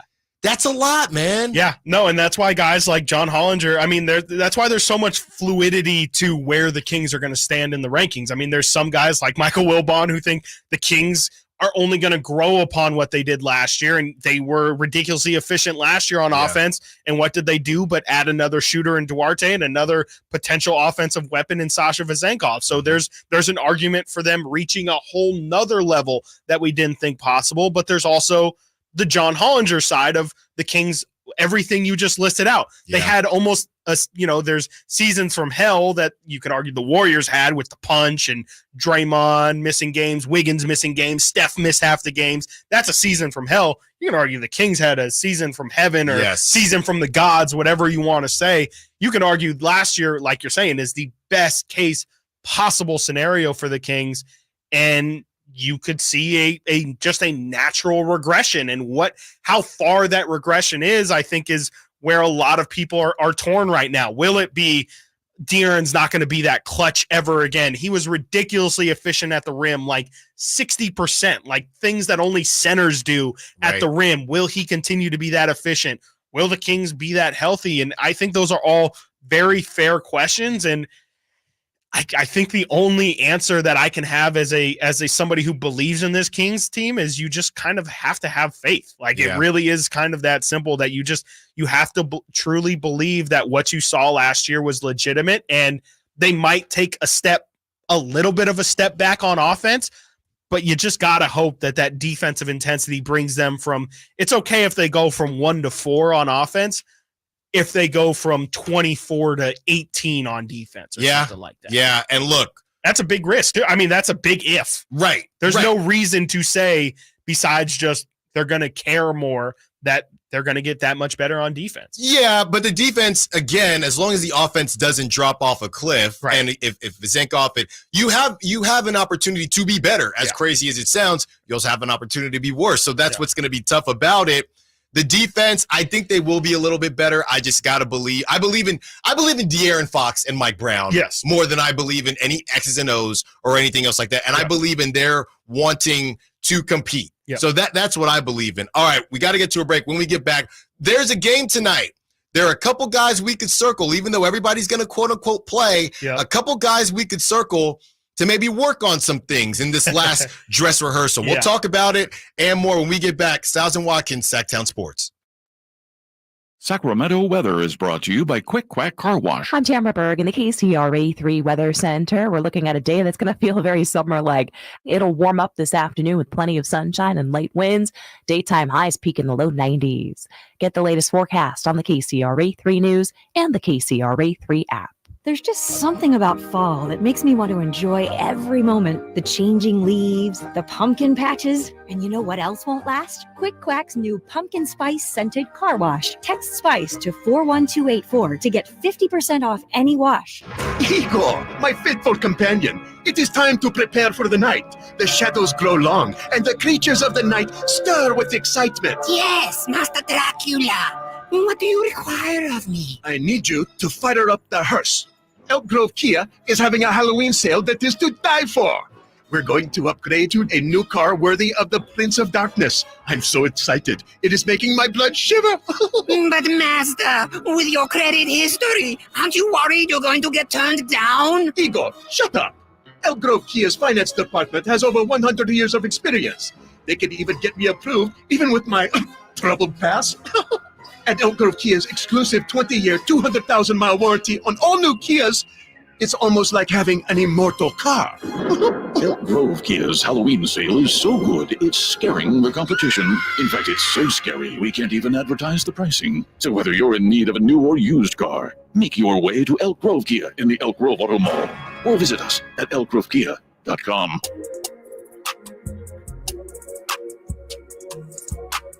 Your flagship station for the Beam Team, Sactown Sports. We're back, Sactown Sports, Stiles and Watkins, talking preseason games and dress rehearsals as we are in the middle of our dress rehearsal, getting ready for the official launch of Stiles and Watkins, October 26th. That'll be a day after the Kings probably beat the Jazz like their first beam, and getting you ready for Friday, when they come back to Sactown to light that beam against the team that they lost to last night. But we're not going to talk about that. We're actually going to talk about the team that they will be playing to start the season, but in preseason form as they face the Jazz, those pesky Jazz with Markkanen and Sexton and the whole crew. Whenever I think of Colin Sexton, I just think of that clip of the guy staring at him on the free throw line.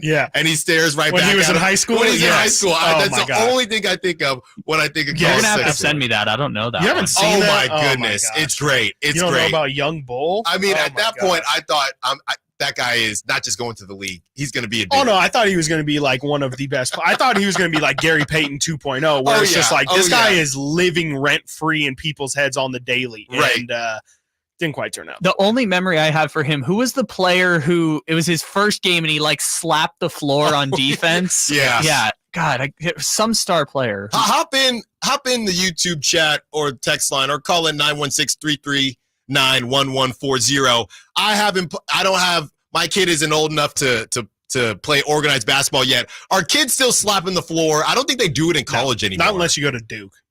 I don't even think Duke's doing it anymore. I don't think so, no. Slapping the floors out. I usually see arrogant high school kids slap the floor. That's kind of the one thing I think of. No one's really doing it serious. Actually, Jimmy Butler did it a year ago or so. But Jimmy's a troll. Yeah. It feels like nobody does it because everybody knows that if you do it and then immediately get toasted on that same possession, it's like you can't have a worse just look. sub.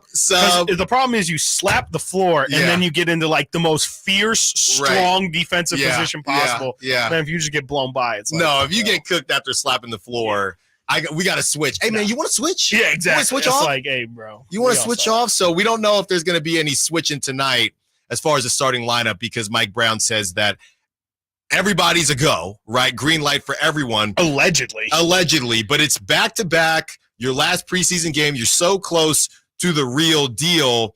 I would like to think that it won't look like last night. I would hope. Right? Well, let's just assume last night was just a little bit different. So who are some guys that you think we should keep an eye on in terms of, hey, this could be an opportunity for you to try to get going here and show Coach Brown some things before the season really starts? Yeah, I mean, first things first, we got to start with the guy that we kind of were talking about a lot last segment and have been a lot this show is Kevin Huerter. I mean, he's got to put something positive on tape, I think. Right. If not for the fact that his job is maybe potentially on the line in that starting lineup, but at least for the mental side of things. Again, he hasn't really played good basketball in a while now. And so it's just you got to get some positive energy, some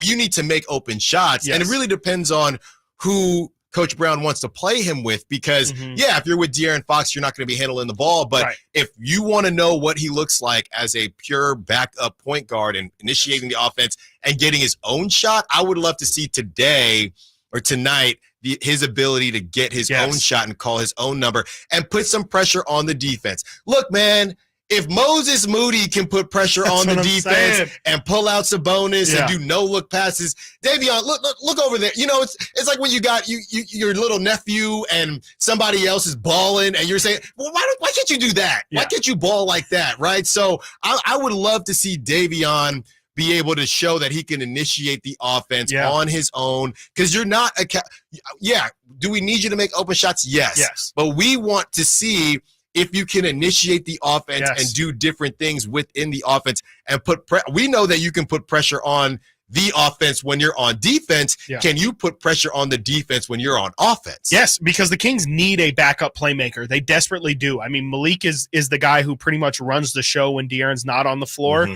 And that's fine. He can do it. Right. But Malik also has moments where he gets a little Malik monkish and he's, he'll do some questionable things. He'll throw some questionable lobs. He'll attack the rim at questionable times and throw up some questionable finishes. Mm-hmm. And that'd be nice to have Davion as the backup point guard, as a guy who's 6 foot, maybe on a good day. Right. Like, you kind of can't be a spot up shooter. Like, you need to be able to facilitate the offense. Mm-hmm. And we've got to see more of that. We've got to see him, like you're saying, be able to be a backup playmaker when De'Aaron's not on the floor, because not only do we just need that, we need that role filled. But again, if De'Aaron has to miss time, they need someone out there who can facilitate. It can't just be, okay, Sabonis is now our pretty much de facto point guard. They need somebody else, or else, I hate to say it, and I've been saying it for a year, if Davion's offense doesn't improve, they're going to have to look at a different option at backup point guard, because yes, it's great that Davion plays defense the way he does, but this team needs other things as well. And if it's not, if defense isn't going to be in their identity anyway, it's much like what I say about JaVale McGee. You can have that one guy who can play defense. It's not going to solve everything. It looks a lot better when he's the head of the snake of a good defensive unit. But if he's the only one out there playing defense, you can just lean into some other things. I don't know how valuable it is to have that guy as a defender, when realistically, again, when you look at Davion's frame, he can really only guard point guards, and on the offensive end can really only play the point guard position. I just think you can get a different guy in there who's a little bit more versatile. As we continue to get you ready, get you set for the regular season of the Kings and the regular season of our new show, Stiles and Watkins, we're working with the rest of the company. We're trying to work on some things, and we really want to get some Kings people in here, because my question is this: if I'm De'Aaron Fox, I would look at Davion Mitchell and say, hey, I need to be able to do at least some of what you do. And if I'm looking at Davion, I'm looking at De'Aaron saying, I need to be able to do a little bit of what you do. Right. I would love to take the temperature on, do they work together? What type of relationship do they have? Because if both of them could just take a little bit from each other, now you're really cooking here. Get some floaters going. If you're Davion, and get that mid-range, that midi going. Use that speed. That's what I'm saying. If you could just quick, man. Davion used the speed on offense, and De'Aaron used the speed on defense. What is the problem? What are we missing here? All right, we are so close. Don't worry. Keep listening to Stiles and Watkins. We're gonna call some people. We know some people within the company. We know some people within the organization. This is the flagship, after all, and we're gonna make it happen. Let's not forget. All right, we got to get to a break. When we get back, continuing to break down what you want to see from the game tonight. 916-339-1140. What do you want to see from the game tonight? Keep rocking with us on the YouTube chat and the text line. All that and more when we get back. Sactown Sports.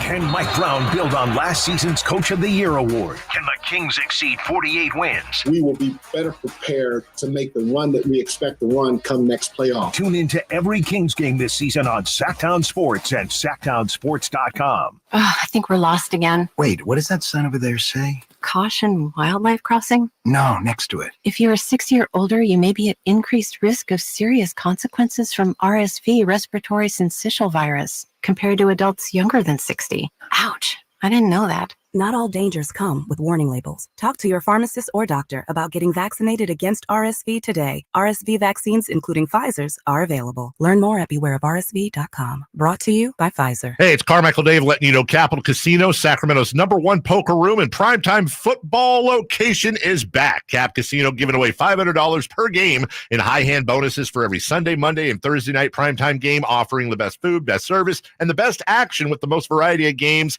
in the region, and conveniently located in downtown Sacramento. Check it out, Capital Casino. And as always, please remember to gamble responsibly. 1-800-GAMBLER. Hey, Sacramento, join us at Hornet Stadium this Saturday for 916 night as the top-ranked Sacramento State Hornets are back home for a nationally televised primetime game. Kickoff is at 7:30 as the Hornets welcome in the Montana State Bobcats to Hornet Stadium in a crucial Big Sky matchup. Help us pack Hornet Stadium and show your Sacramento pride. Stick around after the game for post-game fireworks.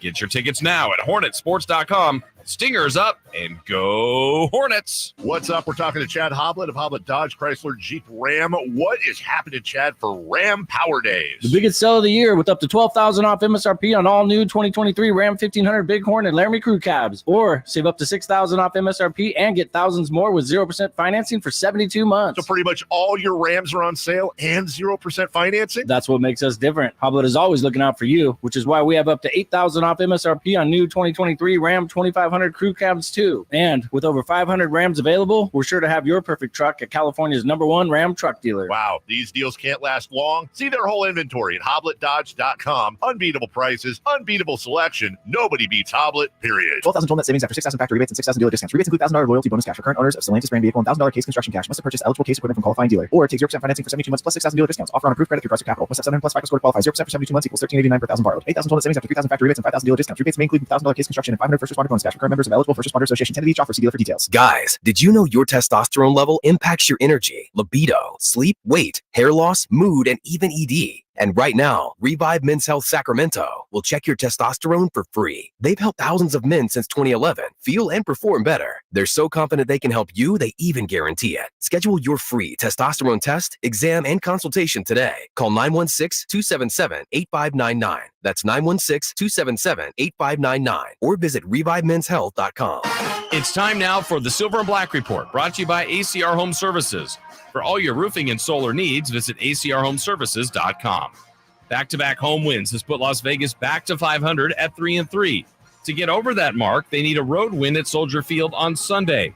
Both starting quarterbacks, Jimmy G and Justin Fields, are banged up, so which team's other players will step up?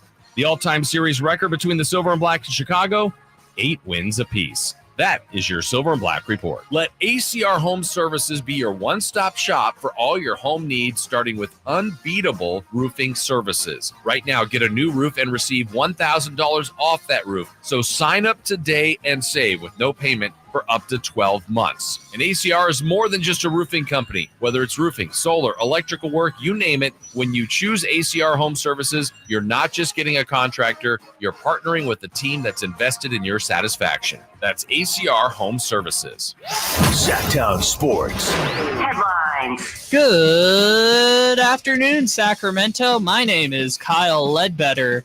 These are your Sactown Sports headlines. The Sacramento Kings are taking on the Utah Jazz tonight in their final preseason game. Coverage on Sactown Sports tips off at 5:30 p.m. And the game itself, I believe, is at 7 o'clock p.m. The Sacramento Kings also lost last night against the Golden State Warriors 116-115 after Steph Curry hit a game-winning shot with 5 seconds left to play. Curry, 8 seconds to go. Puts it on the floor. Stops. Launches. Scores the three-pointer. 116-115. It is 12:32, which means it's time to check out Capital Casino, conveniently located at 411 North 16th Street in downtown Sacramento. And reminder, all guests and callers join us from the Folsom Lake Honda Hotline. Folsom Lake Honda, your one-stop Honda shop. Those are your headlines. Let's return to more of Stiles and Watkins. Your new home for 49ers football in the 916 Sactown Sports. We're back. Sactown Sports, Stiles and Watkins, talking all things Kings basketball as they lose to the Golden State Warriors by 1 point, 116-115 in a game that, as much as Chris Watkins doesn't want to admit, did not feel like a preseason game to me. It did not feel like it to me. Did not feel like it to Bleacher Report. Did not feel like it to Sports Center. Did not feel like it to ESPN. Or House of Highlights. Did not feel like it to House of Highlights. Did not feel like it to Overtime. Nope. But it felt like Worldwide WOB. Clutch points. Clutch points. Clutch points. Did not feel like it to any of them, but felt like it to Chris Watkins. But we turn the page. Yeah. We turn the page now to the Utah Jazz in a, I'm sure what all teams love, a preseason back-to-back. And we discuss what you want to see from the game tonight, assuming the starters do not play as much as they did yesterday in that simple preseason game that didn't mean anything else. Didn't mean a single thing. Didn't mean a single thing. Not even a little bit. What are you looking for? What do you want to see? We've already discussed Davion Mitchell and what you could see from him. A little bit about Kevin Huerter. You know, I would even put Malik Monk in that category because he's a guy who we know what he can do, and we've kind of put him in the category of a starter, but the starters have all had moments, right? We know that they're not necessarily putting their foot fully on the gas, but you look up and you see Sabonis with some good numbers. You look up and you see De'Aaron taking over. As far as Malik Monk is concerned, we haven't really seen a Malik Monk explosion that we saw to end last season. So I'd like to see that. I would too. I mean, it'd be nice, especially, if the starters aren't going to get a lot of minutes, maybe Malik can, again, get more into that 30-minute range and we can see the explosive scoring, because that scoring is like, it's really big for the Kings as well. Even though they have depth, even though they have tons of shooters, it does feel like if they don't have that Malik Monk pop off the bench, now it doesn't have to be 15 to 20 points every single night, but if you don't come in, or if Malik doesn't come into the game and you feel his presence at any point, those are going to be tough games for the Kings to win. I just think in general, they rely on the energy that Malik brings, not only, on the floor, but as a person as well, to kind of get them going and keep the momentum going, or to turn things around. A lot of the time last year, the starters would kind of get off to a slow start, and then Malik would come in, and then the puzzle would kind of start to fit together a lot easier. I agree. I would love to see a little bit out of Malik Monk, but I could also see Malik being one of those guys who, hey, man, just wake me up when the lights are the brightest. That's what it feels like, right? Which was a little surprising that I didn't see that last night, because it was the Warriors, right? And the Warriors started to kind of make it feel, look, regular season. Yeah, it meant something to them. 916-339-1140. Call line and text line. And on the text line, as we speak about Davion Mitchell and did in the last segment, the 530 chiming in. How would you compare Davion Mitchell when the Kings had Bobby Jackson? No one was calling for a different player than Bobby as the backup. Yeah, that's interesting. I think just as like a blanket statement, like I would say Bobby Jackson was just a better overall player than Davion is. I mean, Bobby was a guy who won Sixth Man of the Year, and I don't think Davion's, no disrespect to Davion, but he just hasn't even been anywhere near that conversation. And of course, Davion's only entering year 4 now, so there's still some time. But what Bobby brought was more so, I would say, if you're going to compare anyone to Bobby Jackson, it's a lot more Malik Monk. Bobby Jackson was coming in, he was coming in to score. He wasn't coming in to be a facilitator or really to do much else besides be a big scoring pop off the bench. And he was that and more. I mean, he was somebody who a lot of people would talk about as a starter, much like, again, like you mentioned with Malik Monk. I think the thing that makes Davion different is what he's asked to do. Davion's a lot more of a defensive guy, and if he can bring you offense, that's a massive, massive positive. And with Bobby, the defensive end of the floor didn't matter, because every single night he was just getting buckets. And it's that reliability where you could say Davion could be the defensive version of Bobby Jackson, but frankly, I mean, it's just Davion doesn't have I'm not saying he doesn't play defense every night, but the impact isn't felt that same way on defense every single night. It's pretty specific, and we've used the GP2 comparison before, and we'll use it again, because GP2 a couple years ago when it was Ja Morant, right? Okay, well, GP2, you lock up. If there is a specific guard, and a lot of these teams, they do have elite guard play, but you also have De'Aaron Fox who wants to prove that he can do it too. Right. And you're not going to be playing alongside De'Aaron Fox that often. You're just supposed to back him up. So that's what we've talked about with GP2, undrafted, all these types of things. He's just trying to get in where he fits in, and he's kind of found a niche. Davion, look, whether he was supposed to get drafted that high or not, he was. If you want to put him into that category, cool. Last time I checked, GP2 is not a backup point guard.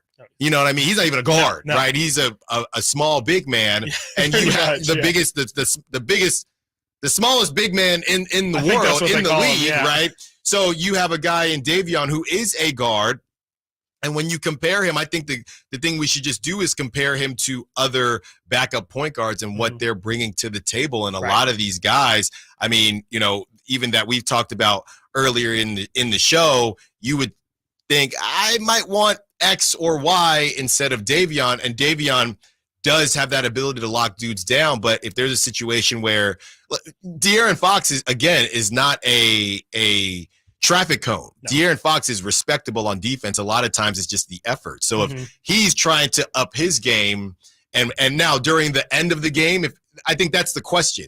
During the closing lineup, Davion, are you serviceable enough to where, okay, De'Aaron's starting to get going here offensively. We need to switch and put you on their baller point guard or baller guard so De'Aaron can do his thing offensively. Right. But if they double him, if they do this, if they do that, can we trust you enough to knock something down? Right. That is basically, they're different versions of what Davion is going to be asked to do. Yeah, exactly. I mean, you said it beautifully there. I mean, for the most part, and the thing that's going to get him on that floor in those closing minutes and keep him on the floor is hitting that shot.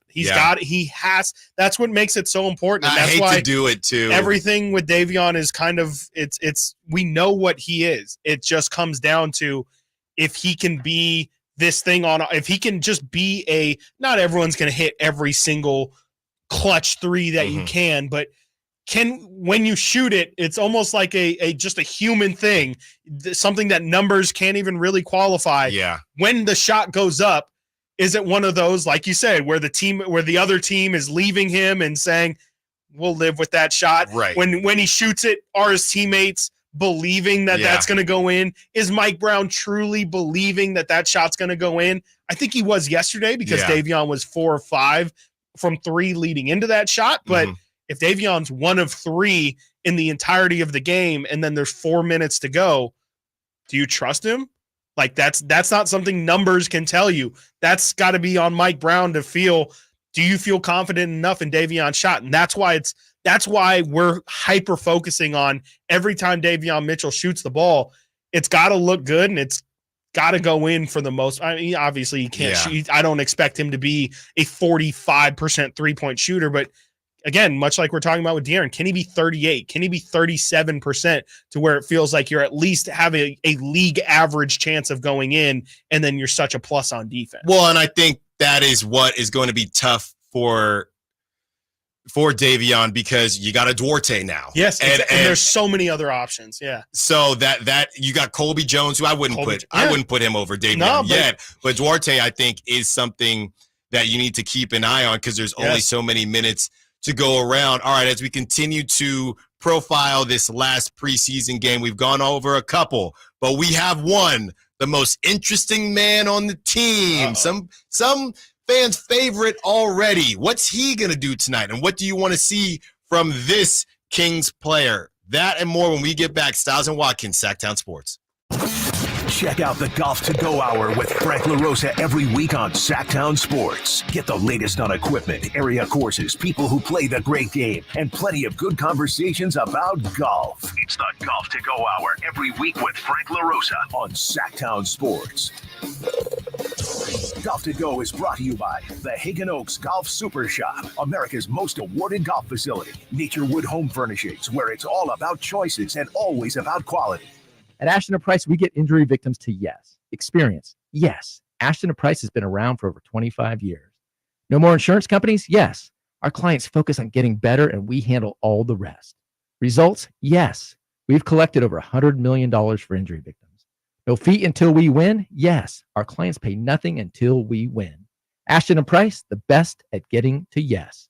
Remember, for the best advice, don't think twice. Call Ashton & Price. At Elk Grove Honda, we see every Honda buyer as a member of the family, so we make sure every certified pre-owned Honda is one we would buy from ourselves. At Elk Grove Honda, we include many benefits that a private seller just can't match. Our Honda-trained technicians only certify our Hondas if they pass a thorough 182-point inspection, and our certified pre-owned Hondas are under 5 years old. So you know you're getting the newest Hondas in prime condition. See our exceptional selection of certified pre-owned Hondas in the Elk Grove Auto Mall or online at elkgrovehonda.com. I gotta get an Elk Grove Honda. It's easy to think all money managers are pretty much the same, but at Fisher Investments, we're clearly different. Different? How? You sell high commission investment products, right? No, Fisher Investments doesn't sell any commission-based investment products. Well, you must earn commissions on trades. Nope, never at Fisher. We're a fiduciary, obligated to act in our client's best interest. It's the highest standard of care for a financial advisor. How do you know what's in their best interest? We get to know our clients and then tailor a portfolio based on their goals and needs. But you probably sneak in some hidden and layered fees. No, we have one transparent management fee, structured so we do better when our clients do better. Wow, you really do look out for your clients. That's because our top priority is helping them achieve a comfortable retirement. It might be why most of our clients come from other money managers. Visit FisherInvestments.com to find out why investors like you switch to us. Fisher Investments. Clearly different money management. Investments and securities involve the risk of loss. I'm getting vaccinated with Prevnar 20. So am I, because I'm at risk for pneumococcal pneumonia. If you're 19 or older with chronic conditions like asthma, diabetes, COPD, or heart disease, or are 65 or older, you are at increased risk for pneumococcal pneumonia. Ask your doctor or pharmacist about Prevnar 20, pneumococcal 20-valent conjugate vaccine. It can help protect you against pneumococcal pneumonia in just one dose. Even if you've already been vaccinated with other pneumonia vaccines, Prevnar 20 may help provide added protection. Prevnar 20 is approved for adults to help prevent infections from 20 strains of the bacteria that cause pneumococcal pneumonia. Continued approval may depend on a supportive study. Don't get Prevnar 20 if you've had a severe allergic reaction to the vaccine or its ingredients. Adults with weakened immune systems may have a lower response to the vaccine. Side effects include pain and swelling at the injection site, fatigue, headache, muscle, and joint pain. For full prescribing information, please call 1-855-213-2138 or visit Prevnar20.com. Hey, Sacramento, it's almost time for your reigning Pacific Division champion Sacramento Kings to take the court for the new NBA season. A two-hand rip, a brilliant pass from De'Aaron Fox. Be sure to get your tickets to see the Kings in action as we look to light the beam this season. Don't miss the rivalry matchups coming to Golden One Center for opening weekend as the Kings face the Warriors on Friday, October 27th, and the Lakers on Sunday, October 29th. Find your tickets now at kings.com/tickets. And together, let's bring the roar. The game of football is about pain. Ever since I was 5 years old, it's been all about football. It's been about running, jumping, blocking, tackling. I stopped playing at 31. You're listening to Michael Robinson, retired pro fullback. I thought that foot pain was going to be with me for the rest of my life. I'm so glad I met Good Feet. I'm so glad that those arch supports are in my shoes. I have terrible foot issues that prevented me from really having a normal life with my kids. With the Good Feet arch supports, man, I'm always ready. My kids actually got to enjoy me in the yard more, racing each other, backpedaling, teaching them some things, being a dad. If I had known about the Good Feet arch support earlier, I would have more than one championship. I would have 2 championship rings. See what we can do for you with a free personalized arch support fitting at the Good Feet store. Good Feet in Sacramento, Roseville, Stockton, Modesto, and Vacaville. Shop Folsom Lake Kia for all your favorite models at low prices and payments, plus low finance rates and 0 down deals with approved credit. Go see my friends at Folsom Lake Kia right here in Sacramento for over 20 years.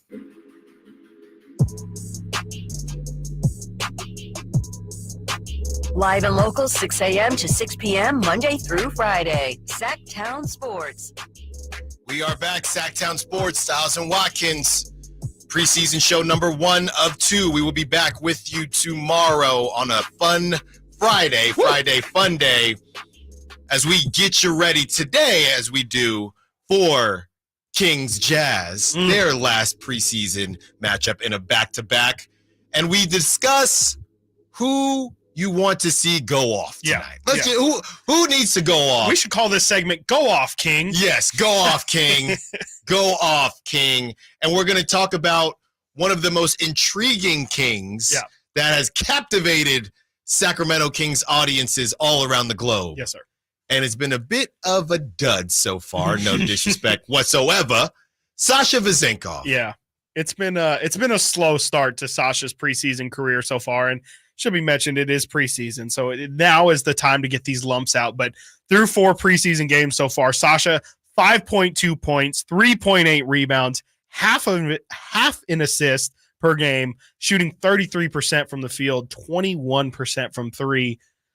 21% from 3. 21. Can you do something for me? Please do something. Can you me? make a 3 for me? Can you make a 3? Because that would be great. And like it's been tough. It's been really tough to see because we knew the defense was going to be a work in progress, and that's been about as advertised. I think Mike Brown was kind to say after his first preseason game that his defense was at best okay. I think that is very telling to where the floor of Sasha's defense is and where they hope it can hopefully one day be is just okay or decent or average or didn't kill us. The problem is if he's not performing on offense, then there is literally no reason to have him out there. And it's going to be interesting to see how long of a process this is going to be where, games aren't everything, especially when it comes to playing time. Practice does matter. How he's looked in training camp and how he's looked in these practices leading into these games definitely is going to play an effect as to how Mike Brown is feeling in terms of his comfort level of putting Sasha out there. But what we've seen in game, once the regular season starts, performance in game will matter. And he cannot perform like this. He's got to be, at the very least, even if he's not putting up a ton of points, the percentages have to be way, way higher than that. Yeah, and I don't want to do too much too soon. But I guess the question is, if you are talking to somebody who doesn't really follow basketball, right? And you said, okay, you have a team, right? Not even the Kings. This person doesn't know teams. So you have a team that was the best offensive team in the history of the league, but was atrocious defensively. So you decide to bring in another, you didn't really lose anybody, right? You're hoping that your rookie gets even better. And you decide to bring in an international player that is at best really good on offense and decent at defense, but long story short, isn't going to make you better defensively. Could you understand why somebody who doesn't follow the sport at all would think that doesn't make a ton of sense? Yes, definitely. Especially if you have to further explain why it makes sense, then that probably should just, as a general, like, it probably doesn't make sense on the surface. And I definitely get that, because it's like, well, wouldn't you want to improve that? It seems like you're taking care of on the offensive end. Wouldn't you want to address a little bit more of that defense? And that's absolutely a very, very fair, I don't know if you would call it a criticism, but it's a very fair statement to make for sure, because, and I think that could end up being the reason why the Kings maybe don't progress as far in the playoffs as what people are hoping, or what they did last year even, because the defense does matter. And there is an argument to something, Brendan Nunez was really big on last year that we would talk about is, at what point is it that you no longer try and get better at what you're bad at? You just lean into what you're really good at. And I think that might be what the Kings are going to try and do this year, especially when you just look at, again, like you mentioned, the personnel that they brought in. I would say Duarte is probably the best defensive prospect they brought in. And even then, he doesn't really, his numbers in his past performance in the NBA doesn't show, that's a defensive stopper that you're getting and somebody who can shoot. It's more his shooting ability, and he's not a complete liability on defense. So I would say, to further explain for why Sasha would make sense is, okay, you have this all-time great offense. Now imagine if you can make it even better by just bringing in a guy who's low maintenance, doesn't need the ball in his hand. It's just depth. That's really all it is, to bring back that conversation. It's just more depth and more options that you can go to as a shooter, and a guy who's got size on top of that as well. So it doesn't make sense for the defensive angle. You're never going to be able to explain how the Kings are going to get better by defense besides faith. But at the very least, you can say they're trying to be even more insane at the thing that they were already ridiculously good at. Yeah, I get that. There's no track record to say that's the right way of approaching it. Right. Well, if it doesn't hit, it looks a little ridiculous. Yes, it does. Right. And Mike Brown in the front office would have to really answer some questions about that decision. look, Mike Brown, we've said it ad nauseum. We know he was the defensive guy with the Warriors, the defensive coordinator. Yep. I feel like just as much as that faith that you're talking about, it has to be faith in him. Yeah. Right? You have to believe that if he could turn, the Warriors personnel defensively, you had KD, who's really good. Yeah. You had Clay pre-injury, who's really good. But you had some spots that you needed to make up for as well. Oh, yeah, Draymond. How can I forget Draymond? So you obviously had better initial personnel, but your ability, I think that's the thing. We're not asking you to be the Niners of the NBA. We're asking you to be middle of the road and let your offense carry you. You can't just trade buckets all day and all night. Right. Can't do it. Yeah. You can't do it.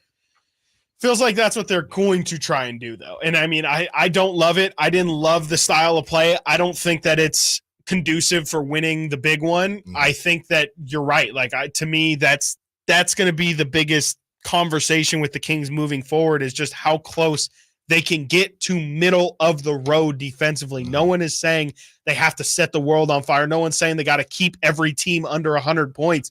They just need to be okay on most nights and keep teams around 110 to 115, because that offense should be capable.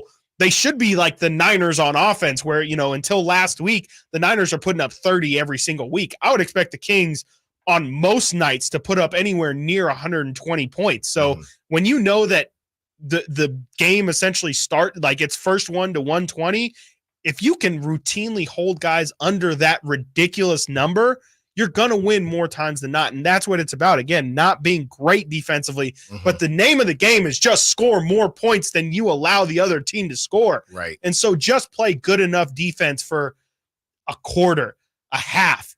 You don't have to do it for 48 full minutes, though Mike Brown would love it. Just show some sort of defensive effort for any elongated portion of the game, and you're going to win most nights.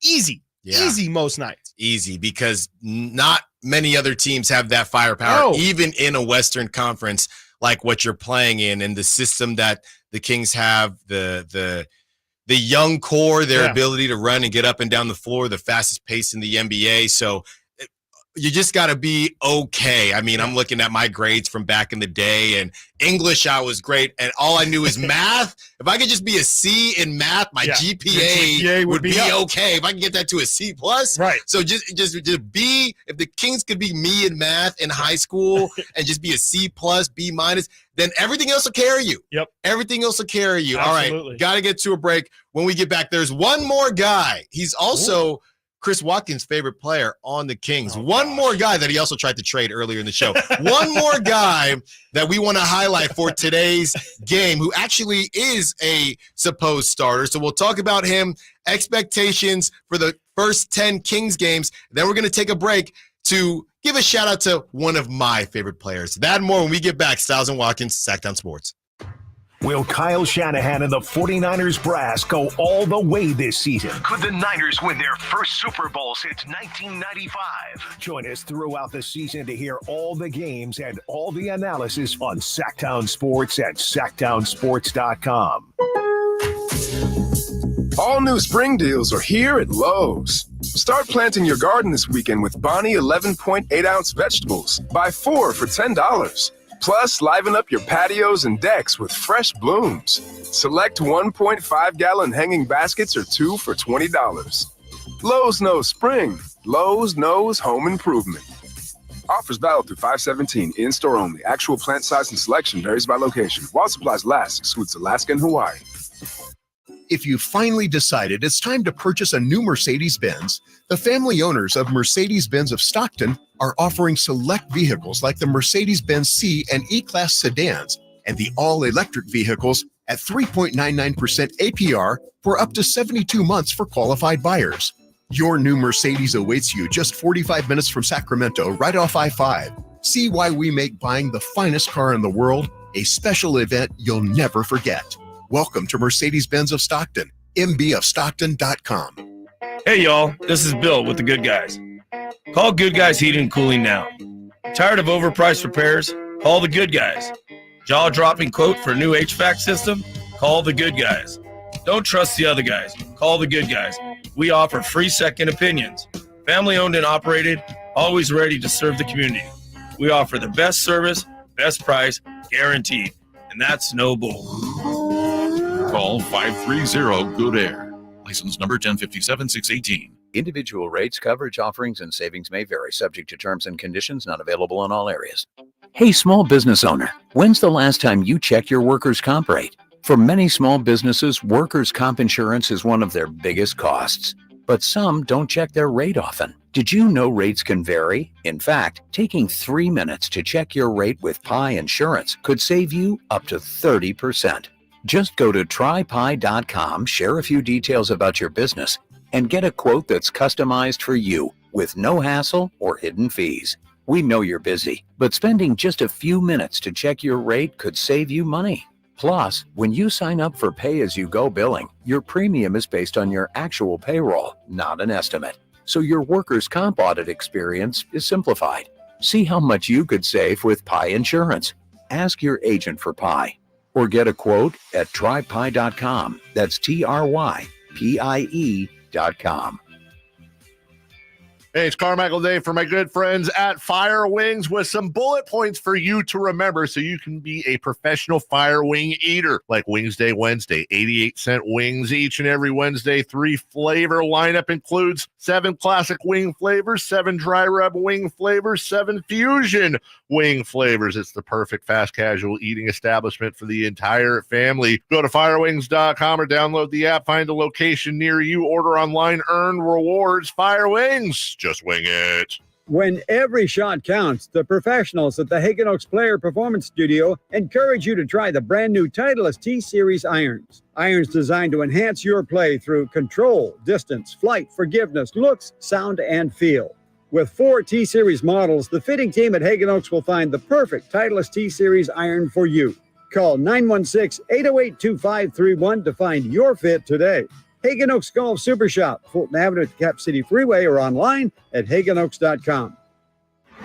From the Power Business Technology Toshiba Studios, KHTK-AM Sacramento, KYMX HD2 Sacramento, the only station in Sacramento giving you local sports coverage from 6 a.m. to 6 p.m. Monday through Friday. Sactown Sports. Sactown Sports. Headlines. Good afternoon, Sacramento. My name is Kyle Ledbetter, and these are your Sactown Sports headlines. The Sacramento Kings were up 17 points on their way to their first preseason victory, and then Steph Curry happened. Curry, 8 seconds to go, puts it on the floor, stops, launches, scores the three-pointer, 116-115. Curry tormented the Kings with 15 fourth-quarter points and that game-winning three-pointer you just heard with 5 seconds left to play. In the WNBA, the Las Vegas Aces defeated the New York Liberty to win the 2023 championship. Asia Wilson won Finals MVP, posting an absurd 24 points and 16 rebounds in Game 4. Game 3 of the NLCS between the Philadelphia Phillies and Arizona Diamondbacks starts in about an hour. Philadelphia leads that series 2-0. Also, Game 4 between the Texas Rangers and Houston Astros is at 5 o'clock. Sacramento State football is back at home this Saturday night for a nationally televised primetime game versus the Montana State Bobcats. Kickoff is at 7:30 p.m. Get your tickets at HornetSports.com. Those are your headlines. Reminder, all guests and callers join us from the Folsom Lake Honda Hotline. Folsom Lake Honda, your one-stop Honda shop. Now it's time for the final hour of Stiles and Watkins.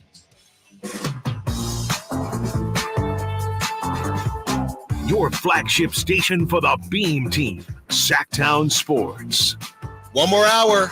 Sactown Sports. Can't keep Whitey Gleason out of here. He's always popping in the studio. Whitey, you'll be in a little bit. Just wait your time, brother. Just wait your Loves to time. work for free. I know. He was about to hop on the mic. I said, Whitey, it's like, you guys need me for a second? No, it's not crossover yet. He just misses the middays. That's what it is. I know. You guys, you guys have your simpatico. Yes, sir. And you know what? That's what you need. Yes. That's what you need in this industry. Exactly. And Whitey is a great guy for that. You know what I mean? He's great. He's the best. He is Maybe the best that there's ever been. I would agree with that. I would definitely agree. All right. We're hoping when you're talking about the best, yes, that maybe Harrison Barnes could be thrown into that category for most improved best king, possibly, because Harrison Barnes a very small list of options. It's a very small list of options, yeah. But most a improved very number important 40. list. A very important list when you go down the list. I mean, Malik, you know what you're going to get from Malik, right?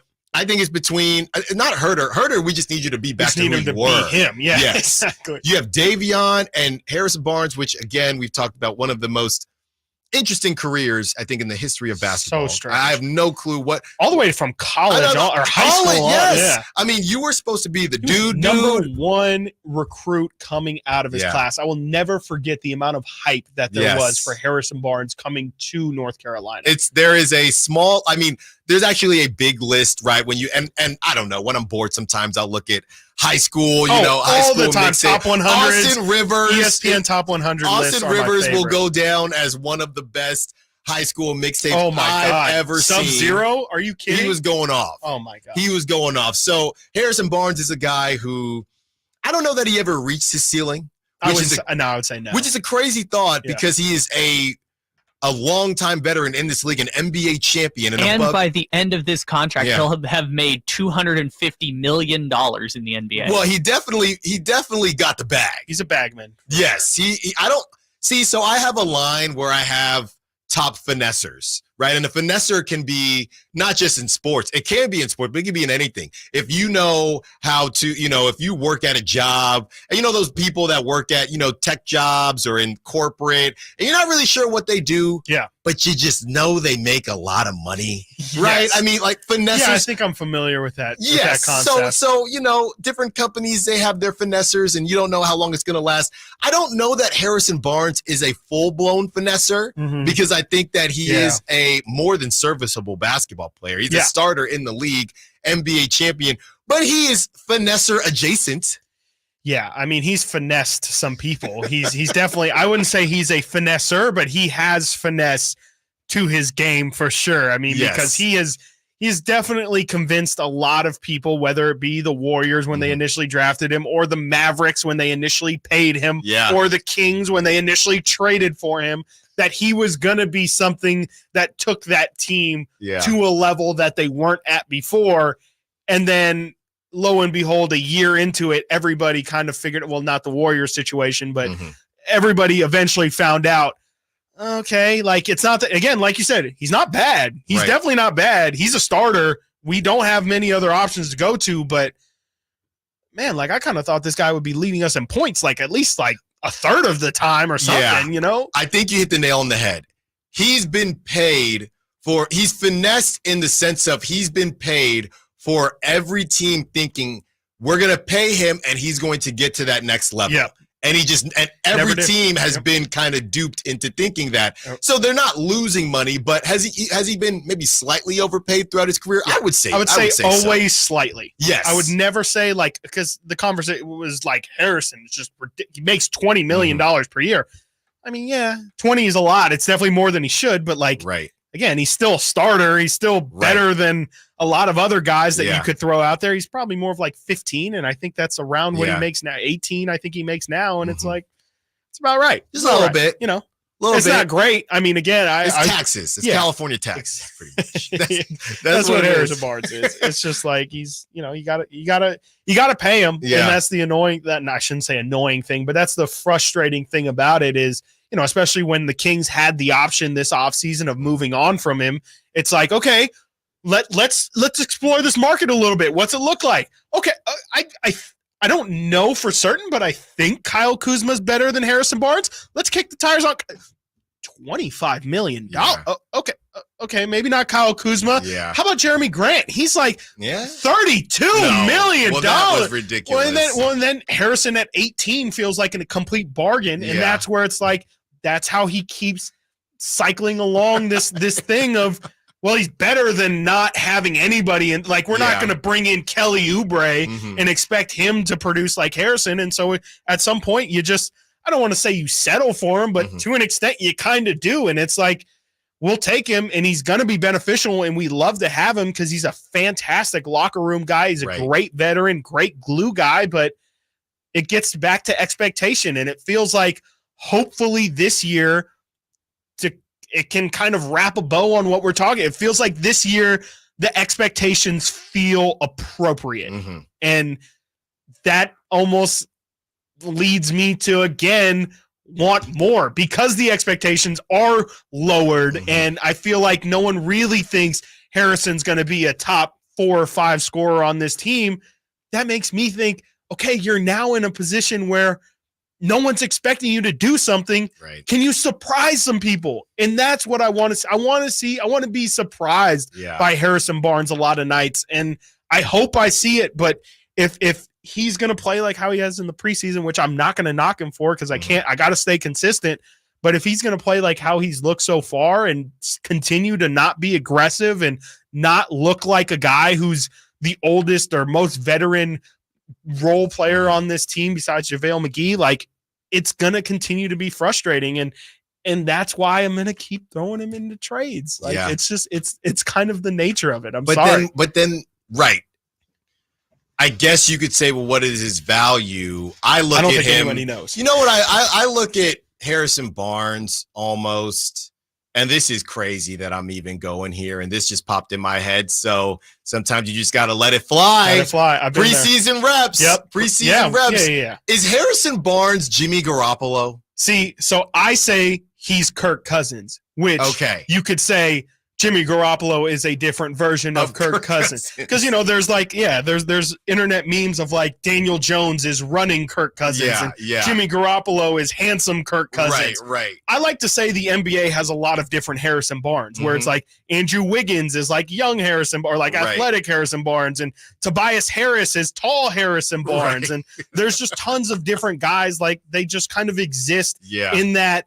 Okay, a little underwhelmed, but at the same time, these guys have a lot of skills and like you give them a given night and they'll score 30 for you. But more times than not, you're going to be like in the big games when, your stars have 30 and, Malik Monk surprises everybody with a 25-point performance. And it's like, how did we lose tonight? And you look at the scoreboard and Harrison Barnes has 4 points, 5 rebounds and an assist. And it's like, how did that happen for 35 minutes? I don't know. And last night was a great indicator of that because you're right. And you said it when you asked me how many minutes did Harrison Barnes play, you ever play Price is Right? Yes. I definitely wouldn't have been over. I would have told you probably 22, 23. So Is that a guy who, and bringing it back to tonight with the preseason game, I don't know, because he's a starter. He might not get the opportunity. Right. At this point in his career, I just wonder, and last week we talked about, can you still elevate once you hit that 30-year mark or being 30 years old and being as far as he has been in the league, can you still improve? And or if you're Mike Brown, you can't count on it, but maybe you just hope, hey, it's not even a physical thing at this point because you're not getting more athletic at this age. It's just, is there a flip that Harrison can switch and just say, I'm going to be that dude and do everything he does now, but just do it more aggressively and just do it a little bit better?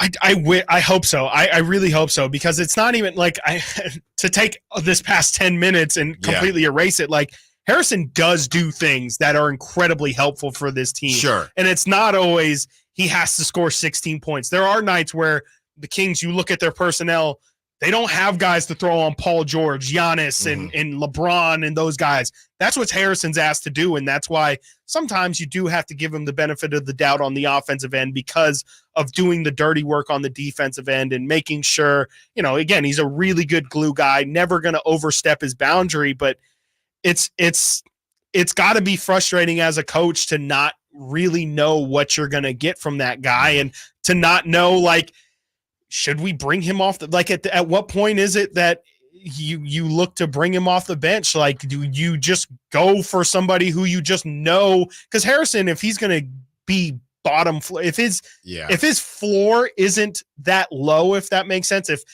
every single night it might not be a great performance, but he's going to at least give you some good role player activity, you can bring that off the bench and get that every single night. And maybe with extended minutes, you throw Chris Duarte in the lineup, and it's like, well, putting Duarte in the starting lineup brings him from bottom floor to, mid-level, and Harrison doesn't have that big, like, you might be able to add by bringing Harrison back.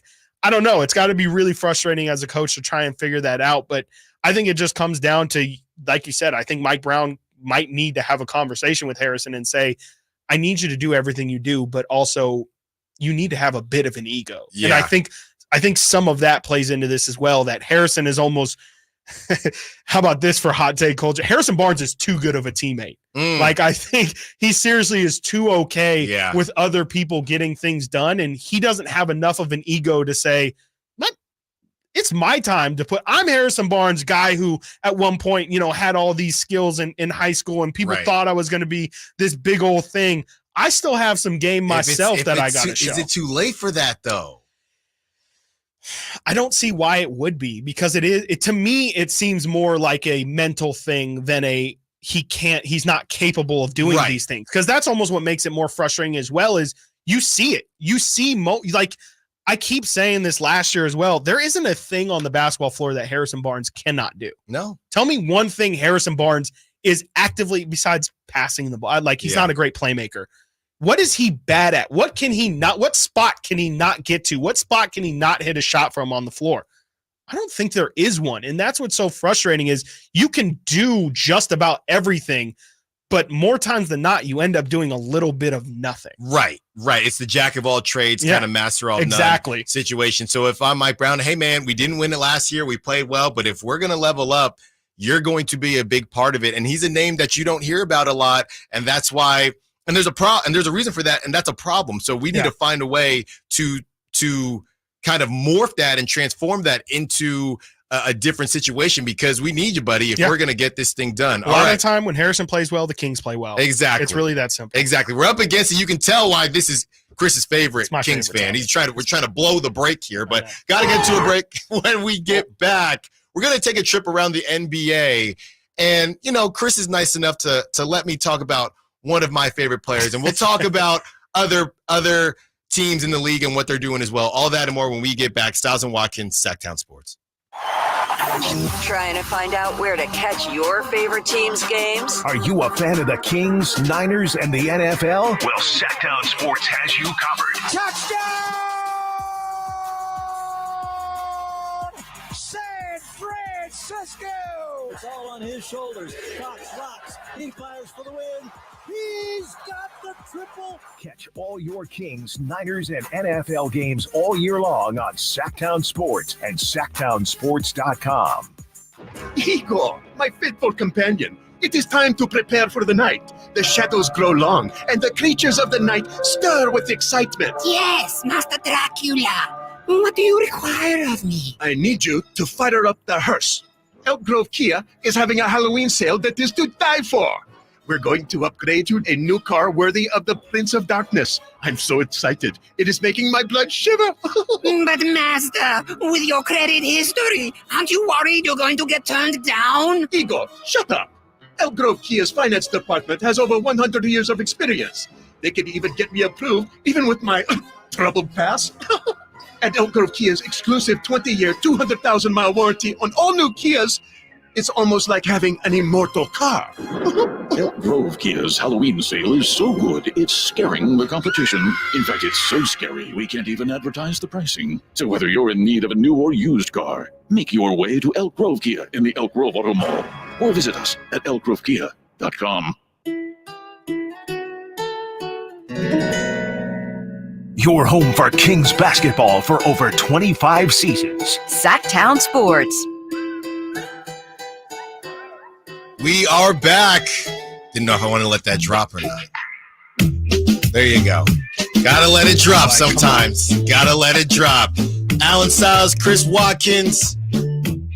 We have one more segment, just us, and then we have crosstalk with the Drive guys as we get ready for our debut, October 26th. You're not going to want to miss that on Thursday. Doing a couple preseason shows right here. We've been doing them all throughout, so thank you for hanging with us. If you've been listening, if you are just hopping in, saw some new faces today on the YouTube chat and also on the text line. Couple calls as well, so thank you so much for being a part of the show as we continue to get it going. And we're excited, just to take a second. We're going to do this a couple times, but you never know who's listening. We're really excited for what we're building here. Chris Watkins is a guy who's done a lot at this station, and the knowledge that you have, Chris, I'm very excited to just be a part of it. I'm very excited to work with you. I'm very excited to be a part of, is it the 916? 916, It's the 916. So, from the 925 to the 916, very excited to be a part of it. Thank you, everybody, for the kind words on social media and also on the chats as well. But let's get back to the action. Let's do it. Yeah. So, life is all about, as I have transferred from the Bay to Sacramento, one of my favorite players, I have one of his shirts as well, transferred from the Bay to Chocolate City, Washington, D.C., and that is the pool party, Jordan Poole. And Jordan Poole, he's starting to do his thizzle, and I'm very excited for Jordan Poole. Okay, let's hear from Kevin Garnett, who had some things to say as Jordan Poole drops 41 in a preseason game with no assists, and I'm very excited because get yours, young fella. Let's hear it. Jordan Poole is the new James Harden. You remember when James Harden left OKC and he got to goddamn Houston and got right at it? Absolutely. Man, this the Jordan Poole show. Respects to Kyle Kuzma. Shout to you, my dog. I love you, dog. You know what it is. I with you. Kyle, he plays hard. This dynamic, Shout out Ticket. this little duo is the new duo in the league. Not only do these two have that showmanship in them, I think Jordan Poole feels like he's been held back. So I look for Jordan Poole to be top 5 in scoring this year. And if you don't shoot more than 25 balls, I'll be shocked. Absolutely. And if you don't have not one but a couple 60 balls this year, I will be shocked. Couple 60 balls is crazy. Couple 60 balls is wild. That's so insane. I have no clue if the Wizards are going to be good. And Kevin Garnett and Kevin Garnett, this duo is the next big duo. I don't know to do what. What? To For duo what? what? I'm not really sure. No. Maybe the next duo to date the Jenners or something like that. I would call them another House of Highlights team. For sure. The Hornets with LaMelo, Yes. House of Highlights team. The Wizards, they'll love it. They'll love all that. But in terms of actually doing anything, you got Denny Avdia, who when the Warriors were in the lottery, everybody tries. I'm hosting. I'm trying to put on my GM hat. So that was my guy. That was my guy. Denny was your guy. Denny was my guy. You got to wild. take Denny, and I am not a GM for, and not that he's bad. He's not a bad player, but Denny is not what I thought Denny would be. He's just in Washington. He's just in Washington. So Denny, this is on a made bucket. So like we talked about, Jordan Poole, no assists. On a made bucket, Denny is asking for the rock, and you just see him pout like a child. And that team is going to be a complete mess, but it'll be entertaining. That might be, if you're a league pass person, just fire it up sometimes when they play good teams to just see what ridiculousness is going to happen. Oh, there's going to be a lot of nights where they're down 25 or 30 and Jordan is just shooting them out of it. I mean, he's going to say, hey, we're down. I'm just trying to get us back in this game. Right. You know? I mean, you got to shoot your way back. And that reminds me of those memes where you'll see, when a team creates not a super team, but other free agents and things like that. And it's Jordan Poole for 3 as he has 60 points on the game to cut the deficit to 27. Yes, it's going to be one of those. Yeah, that became the Chris Paul meme where they got killed by the Mavericks, and it's like Chris Paul hits big 3 to cut the lead to 45. It's going to be a lot of that for Jordan Poole, where he's going to hit a 3. He's going to do like the J.R. Smith, wind it up, take a knee at center court and fire off bullets. It's going to be ridiculous. Fire from his. So you guys said Kuzma and Jordan Poole. Do you think you can guess who the third best player on the Wizards is? They don't have Monty Morris anymore. I would have said it's not Avdia. I'm assuming. No, he's not a starter. I would personally say Tyus Jones. Yeah, it's probably Tyus Jones. It's gotta be. Yeah. It's either him or rookie Bilal Koulibaly. Hey, shout out Koulibaly. He's looking great on defense. The rest of that roster is rough. Also, apparently, Danilo Gallinari. That's where he is now. Oof. Yikes. He's a confusing one to me. Yeah. His career in general. Yeah. He's good. Yeah, he's been good. I mean, injuries have kind of been the story of his career. So this morning, which feels like a lifetime ago, we were talking about, hey, Allen, going off the bench in the Bay to being a starter here in Sacramento. And I said, yeah, James Harden. Carmichael Dave said, we can't do James Harden because he's James Harden. So Tyus Jones, maybe? Because, I do love Tyus Jones. He came off the bench in Memphis. So are we the Wizards? That's well, there's just no good way to do this. There's not really. There's no good. That's a good call, Kyle. But there's no good way to do this. Yeah, I mean, James Harden really does work. It is James Harden. Minus the whole James Harden thing. All right. Does that make me Kyle Kuzma now? We're sticking with I James guess. Harden. Yeah. We're going to have to. Yeah. We're going to have to. It just works too well. It works too well. We're both lefty. We'll just say James Harden before the drama. Exactly. James Harden before the drama when they were cooking. When their it was juice fun. things. People When it was forget fun. that it used to be fun in Houston. Yes, and I got to step back, Bobby Jack. I can get it going if you need me to. All right. So speaking of nicknames, I found some for Kuzma and Jordan Poole, and I think you'll like. You these. rattled off a couple of them earlier. So the first one, I don't really know where they got this besides just a name. The first one that is going around in Washington, D.C., Swaggy Buckets. No, that's terrible. That's horrible. Swaggy Buckets. So I don't even know how you use that. Oh, and the Swaggy Buckets crew gets it done? No, All it doesn't work. This one, I think. I also need Nick Young in there if it's going to be Exactly. Nick Young's kid. He might be almost ready to go. All these players' kids are on the way Crazy. up. Carmelo Anthony, all those I saw guys. that, Well, yeah. he's nice. Cayenne, He might be the best out of all of them. Yeah. He might be. All right, so this one I know is going to put a smile on Kyle's face just because I just feel like it's going to put a smile on Kyle's face. Pool boy and jacuzzi. I love this. Riot Comedy made that joke. That's so good.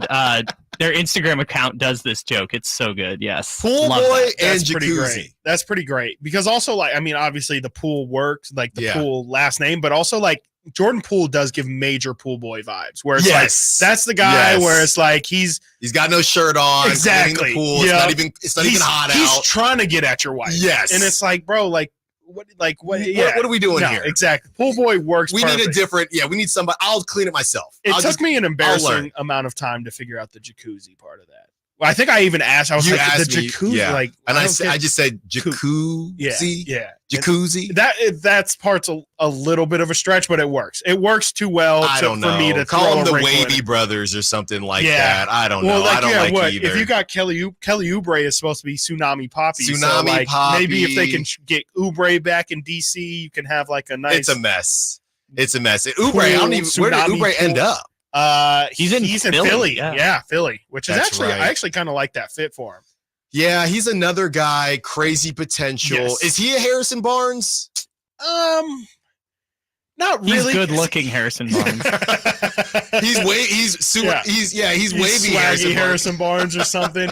Like maybe he's a little bit more of just like a pure score. Like I mean, yeah, it maybe in a way, yeah. I guess maybe he is like a really. There's a really lot of good Harrison version Barnes of out there, Harrison Barnes. which is a good thing. Duncan Robinson is skinny Harrison Barnes. Yeah, Harrison has. That's disrespectful. he's to more of a Harrison. shooter. Yeah, it's more It's style of disrespectful to play. somebody. Yeah. Actually, I think it's. It's disrespectful to Harrison. Yeah. He's an NBA champion. Yeah. All right, got to get to a break. When we get back, expectations for the Kings' first 10 games. Chris doesn't care about preseason games. don't. Does he care about the first 10? Probably not. That, and then right after that, we have the crosstalk with Whitey and Draper, Stiles and Watkins, Sactown Sports.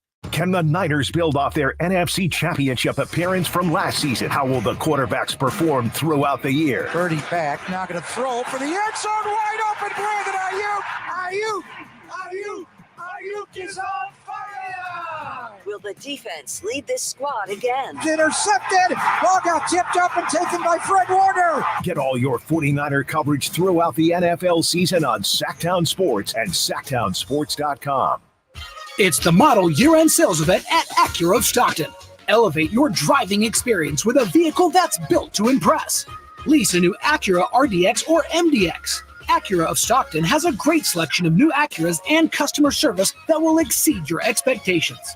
Take luxury to a whole new level in a new Acura from Acura of Stockton or AcuraofStockton.com, where precision crafted performance is at your fingertips. For a business to thrive, there needs to be a constant stream of new customers. This happens through strong lead generation. Did you know that lead generation is one of the most important tools of any marketing campaign?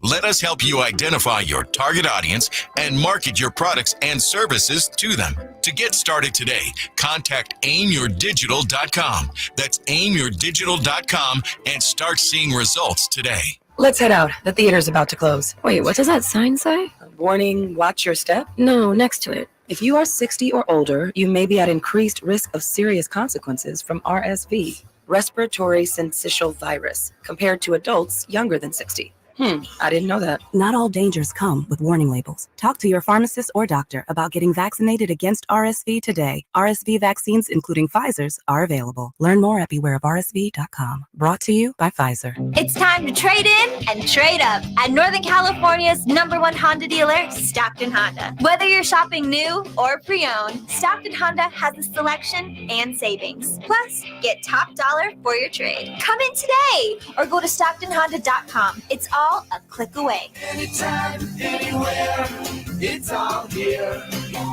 StocktonHonda.com. #1 claim based on 2022 total new and Honda certified pre-owned vehicle car sales from American Honda Motor Company's own report. I love being a bartender. I love waiting tables. But at the end of my shift, my feet were killing me.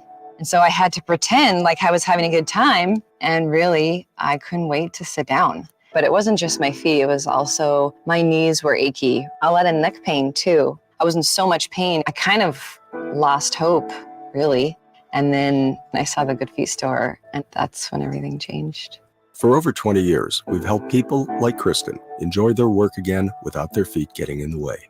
It was pretty shocking to realize that I'd been in so much pain, and suddenly I'm completely pain-free. Now that I have the Good Feet arch supports, I don't have to pretend to be happy. I'm genuinely happy. So, cheers. My name is Kristen, and that's my Good Feet story.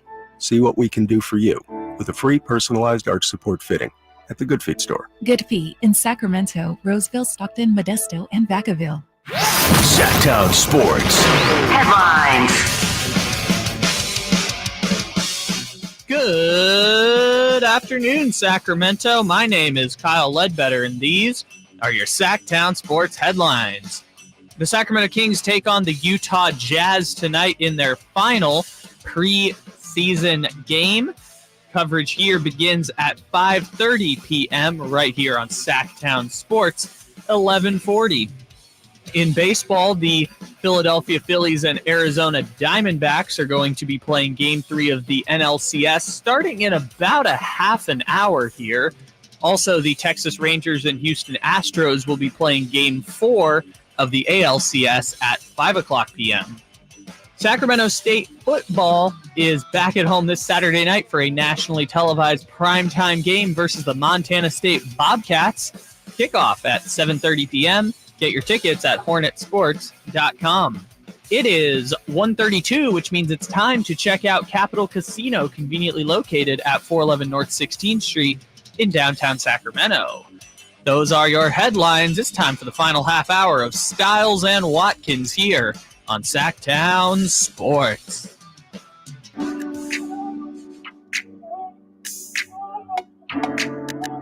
Your new home for 49ers football in the 916. Sactown Sports. We are back. 30 more minutes. Sactown Sports. Stiles and Watkins taking you up till 2 p.m. Thank you for listening to us. If you've been listening, if you just joined us, thank you for listening as well. Next segment, we have the Drive guys, Whitey and Draper. And Draper just dropped some fire on the social media talking about how he's going to come in here hot. Better keep that same energy, okay? Keep that same energy because I want to hear about it because I think it's going to be me and Draper. I don't know where Whitey is because Draper is upset. You say I don't care. Feel no ways, like Drake back in the day. Way. Okay. Feel no way. Feel no way. Feel no way. Well, I felt the way because it was the way it happened. It's Steph. Mm-hmm. It was a night. And I don't know if you watched the post-game interview, but he did take the little jab where he said something, didn't want the tie, and then he said, I got to go. I got to put the kids to bed. He's funny. And I thought it was like a really double funny. entendre, situation where hey, I got to go, but also that's what I just up did. the way, got to put the kids to bed. I don't mean to get you going because I know it's we're about to get out of here, and you're really about to get me. Well, we're coming back tomorrow. Yeah.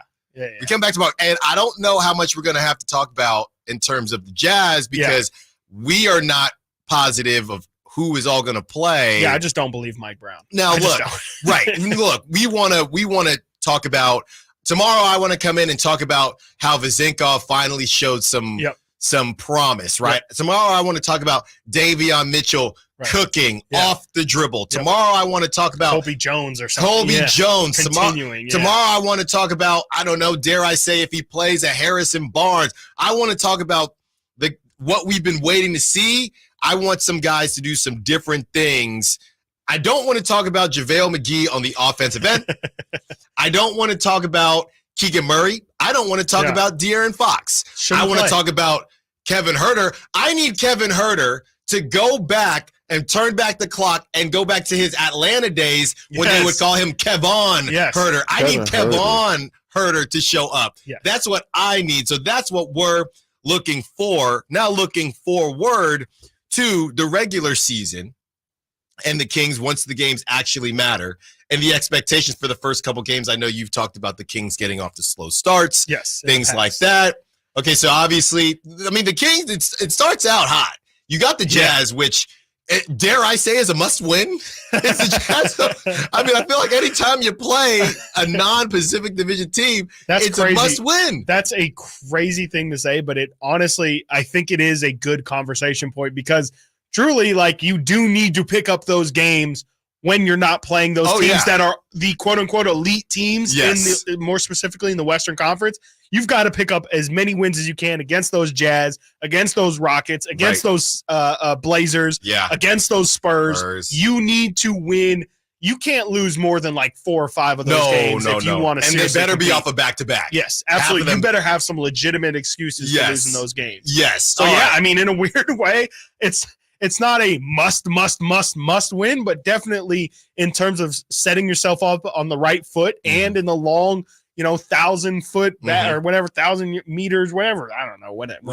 I don't know distances. Usain Bolt. from a million miles away. How about that? You need to take care of as many of those weaker teams as you can. So I'm guessing somewhere between 1,000 meters and 1,000,000 miles. Yeah, somewhere in between there. Yes. When you're looking back at this. Yeah. So you got the Jazz, who we just talked about. You got Warriors, Kings, and yes, Chris and I, we in the building. Yes, we will be in the building. And by the way, between that Wednesday and Thursday is the debut of our show, Stiles and Watkins. So be sure to tune into that. We got you on Friday as well, getting ready for that game. So you go Warriors in Sac. Then you got the Lakers in Sac. Yep. Then you go to play the Warriors in San Francisco. I mean, out of that, you need one. Yes. You need one, right? So that puts you at 2-2. Hopefully you get at least 2 out of those 3. They're going 4-0. Well, hopefully. I'm just saying. It's happening. I'm just letting you know it is happening. Well, you better flip that switch defensively. It's happening. Because I'm looking over here, and if Steph is out here doing night and lighting the beam, we can't have that. I'll mark it down, Chris. It's already been marked down. We already had our bold predictions. Yeah. And I think the Kings are going to start off hot this year. But well, they're going to have to.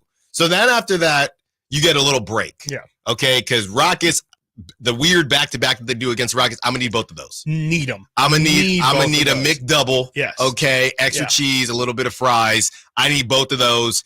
Blazers at home, I'm going to need that. I'm going to need that. Look, I'm going to be honest.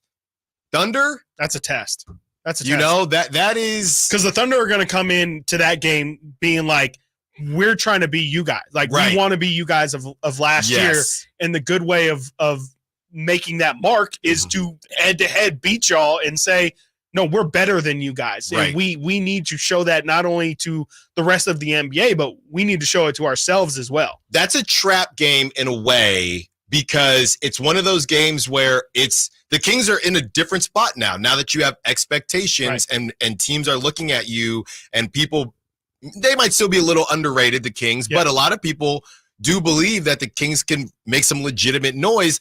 So in a game like that, if the Kings win, nobody cares. Mm-hmm. But if the Thunder win, the Thunder are making some noise. Yeah. And I think it's an interesting test because the Kings haven't been in that situation. Yeah. It's always been, we're building.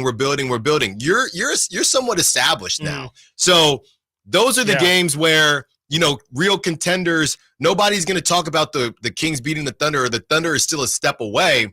But the Thunder have more to gain in these games, playing all these contenders than the Kings do. And the Kings have always been hunting. Now they're a bit of the hunted. So it's going to be different. Yeah, that's so interesting. I just thought of this when you were saying that. Like, the Kings are in this weird spot where when you talk about like the bigger markets, like the Phoenix and the LA and the Golden State, Denver, who just won the title last year, they're like looked down on from those guys. They're like, you're not in our category. Right. You guys are fun, you're cute, but like we have the top end talent that you guys just will never have. Yeah. But they're also in this situation like you're playing out where the Utahs, the OKCs, the smaller markets are looking at them and saying, we would love to, like, we want to be you guys. And they, in that sense, they're both the hunters, but also the hunted. Exactly. In a weird case where a lot of the time you're definitely either one or the other, but the Kings are going to have to almost on a night to night basis kind of feel out how they're going to be attacked in that given game, because sometimes they'll have the advantage of maybe being overlooked, but in other instances, they're going to be looked at as, oh, this is a proving game for us, where the Kings might be like, okay, this is a night where, we just played Golden State, or we just played the Lakers, we just played Denver. Yeah. This is our chill game. Yeah. We just went through a proving game ourselves. And so how they're going to balance that, that's a human element that, that's just the guys on the court. That's the Jimmys and the Joes, and not the X's and O's. And it's new to them, right? It's not true to them. Yeah. It's new to them. Yeah. They're hoping that it's true to them after a couple more years of this type of success, because I would, again, put them in the same category. And now the Grizzlies are going to be without Ja Morant for 25 games, but it's the same idea.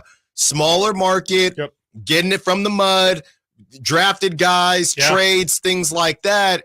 We've seen these similar markets get to this spot. Right. Even Denver, Even Denver, right? But Denver, and this goes back to the superstar conversation, Denver ended up drafting a Jokic. Yes, they did. Yeah. Milwaukee ended up drafting a Giannis, and everything goes from there. You are the Kings, and you don't want to get stuck in that purgatory. Yeah. And that's why you keep on trying to put Harrison Barnes on every plane, train, and automobile this side of the Mississippi. I'll put him on a boat too. And put him on a boat, So that is why the Kings are going to be in an interesting spot. But at the end of the day, they do have youth on their side, and they do have cohesion on their side.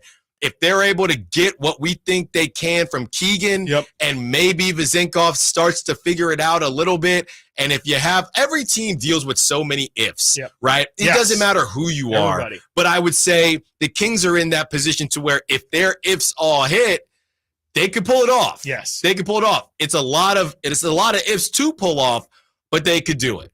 They could do it. All right, got to get to a break. One last break.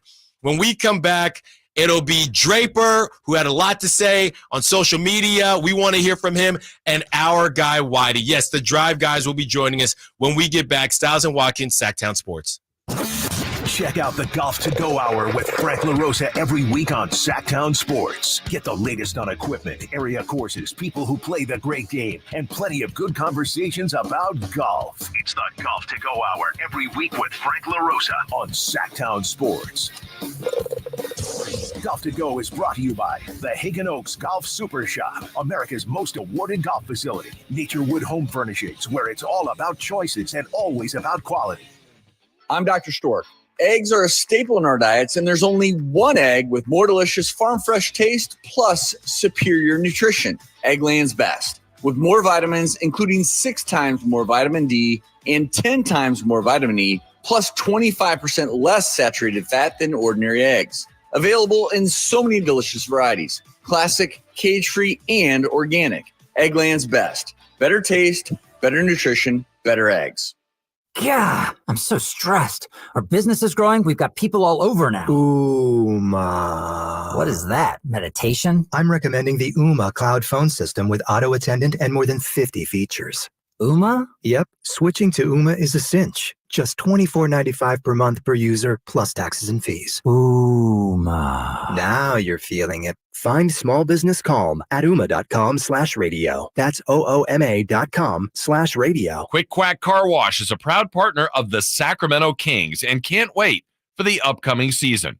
To celebrate, Quick Quack is giving one lucky duck a pair of lower-level tickets to the Kings home opener versus Golden State on October 27th. Enter for your chance to win this epic opening night showdown by going to SactownSports.com. Be there for the Kings versus Golden State, courtesy of Quick Quack, where you can wash your car all you want with an unlimited membership. This is the Red and Gold Report, brought to you by EB Stone. EB Stone for the life of your garden. Well, it was a gut punch week for the 49ers, losing their first game in a calendar year to the Cleveland Browns 19-17 on the road. Brock Purdy had his worst performance of his career, only throwing for 125 passing yards, 1 touchdown, and throwing his first interception of the season. Despite that, the 49ers had a chance to win the game, but missed it late due to a missed field goal by rookie kicker Jake Moody from 41 yards out. The 49ers will look to make good in Week 7 when they go on the road again against the Minnesota Vikings on Monday Night Football. With over 100 years as a family-owned company, EB Stone's learned a few things about making plants grow. Start a healthy family hobby with indoor planting with EB Stone's Edna's Best indoor and outdoor potting soil to help your little plants grow into the perfect indoor plant for the kids and family to enjoy. EB Stone's indoor and outdoor potting soil is perfectly blended with all the important ingredients you need to create that perfect indoor and outdoor plant or garden. EB Stone for the life of your garden. Visit ebstone.org for more gardening tips, products, and locations near you. Hey, it's Carmichael Dave for my good friends at Fire Wings with some bullet points for you to remember so you can be a professional fire wing eater. Like Wings Day Wednesday, 88-cent wings each and every Wednesday. 3 flavor lineup includes 7 classic wing flavors, 7 dry rub wing flavors, 7 fusion wing flavors. It's the perfect fast casual eating establishment for the entire family. Go to firewings.com or download the app, find a location near you, order online, earn rewards. Fire Wings, just wing it. Guys, Revive Men's Health Sacramento is making you this guarantee. We will improve the medical condition of your ED or low T, or we'll give you your money back. Book your free appointment today. Call 916-277-8599 or visit revivemenshealth.com. Your flagship station for the Beam Team, Sactown Sports. We are back. 15 more minutes with you until the drive guys start. Sactown Sports, Stiles and Watkins getting you ready for the Kings regular season. But let's talk a little bit of preseason because, you know, I recall talking with you, Draper, and Whitey, maybe not you as much, but I know Whitey had said he was at least looking for the panic button. And Draper, you had said, I don't have a problem. It's preseason. Did last night change your mind at all? No, not at all. Not at all. Not at all. Because it was only preseason, and I don't care that the Kings lost the game. Mm-hmm. I do care about the way they look, and I thought they looked great. But I'm not saying, everything's all fixed right now. I'm more upset about how they lost. Mm-hmm. You know, the wins and losses, 0-3, 0-4, it does not matter to me.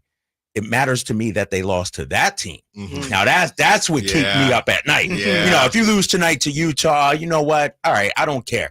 Come back next week, beat them opening night, all is forgiven. Right. But the way they lost, and to have freaking Steph Curry celebrating like he had just eliminated the Kings all again. Yeah. Disgusting. Right? It felt like Game 7 all over again. Yeah, no, and so I mean, that's what I was upset. Yeah, the celebration at the end was it felt personal to me because when me and Whitey were doing the show together, I could not. That was my main quarrel with Steph is the in-game corniness. I'm a nice guy, but I'm also going to crip walk on mid-center court, and it's like. The fake humble stuff, it just drove me crazy. You're still bringing up that crip walk. That was years ago. That was so long ago, but it lives so fresh in my memory. It's just like, you can't have your cake and eat. Like, you can't say this is preseason, this means nothing, and then bring Steph in with 8 minutes to go and then have him hit a game winner and celebrate. Now, it was not Steph Curry looking like he hit a hole-in-one and running around the floor, but you can't hit the night. You can't. It's just like, come on, man. But it's like, you know, I was watching some of the influencer boxing stuff this weekend, and Tommy Fury's, you know, he's this fighting family, all this stuff. Yeah. He beats a YouTuber and acts like he won the World Cup. I know all about him. And that's how I felt about Steph Curry last night, where it's like, you've won multiple championships and you're over here hitting a night against the Kings in a preseason game. Well, he said in the post game he likes this. He likes to bring this out. He's trying to set the standard and set the expectations for that team. But all I'm saying is, you're talking about the Warriors saying, "Oh, it doesn't mean anything." The Warriors have been pretty open about preseason meaning something. It's the Kings who I think they're the ones, if anything, contradicting a little bit. Sure. Because Alan, no. If you won't work up in this market, then you gotta trade in your Warriors underwear, your underoos, bro. Come on now. Listeners know. I'm just saying the Kings are the ones saying it didn't mean anything, but they did leave.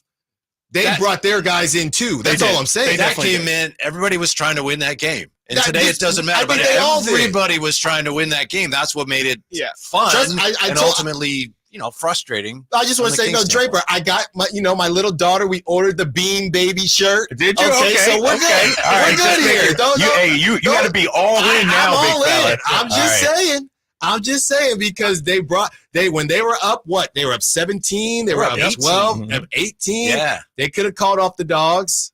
Mike Brown could have. Everybody was dress rehearsal. Everybody was all in. It felt like, to go back to boxing, like it felt like a spar that both guys were sparring, and then someone kind of came with an overhand right, and it was like, okay, are we fighting now? And then it kind of like became a fight by the end of the game, where it was like, this is no longer felt like practice. It felt like they kind of forgot about it for a second. Yeah, tough loss, but I'm with Kyle for the most part. A lot of the things that I think we were waiting to see from the Kings, we saw. Yeah. They lost, but doesn't matter.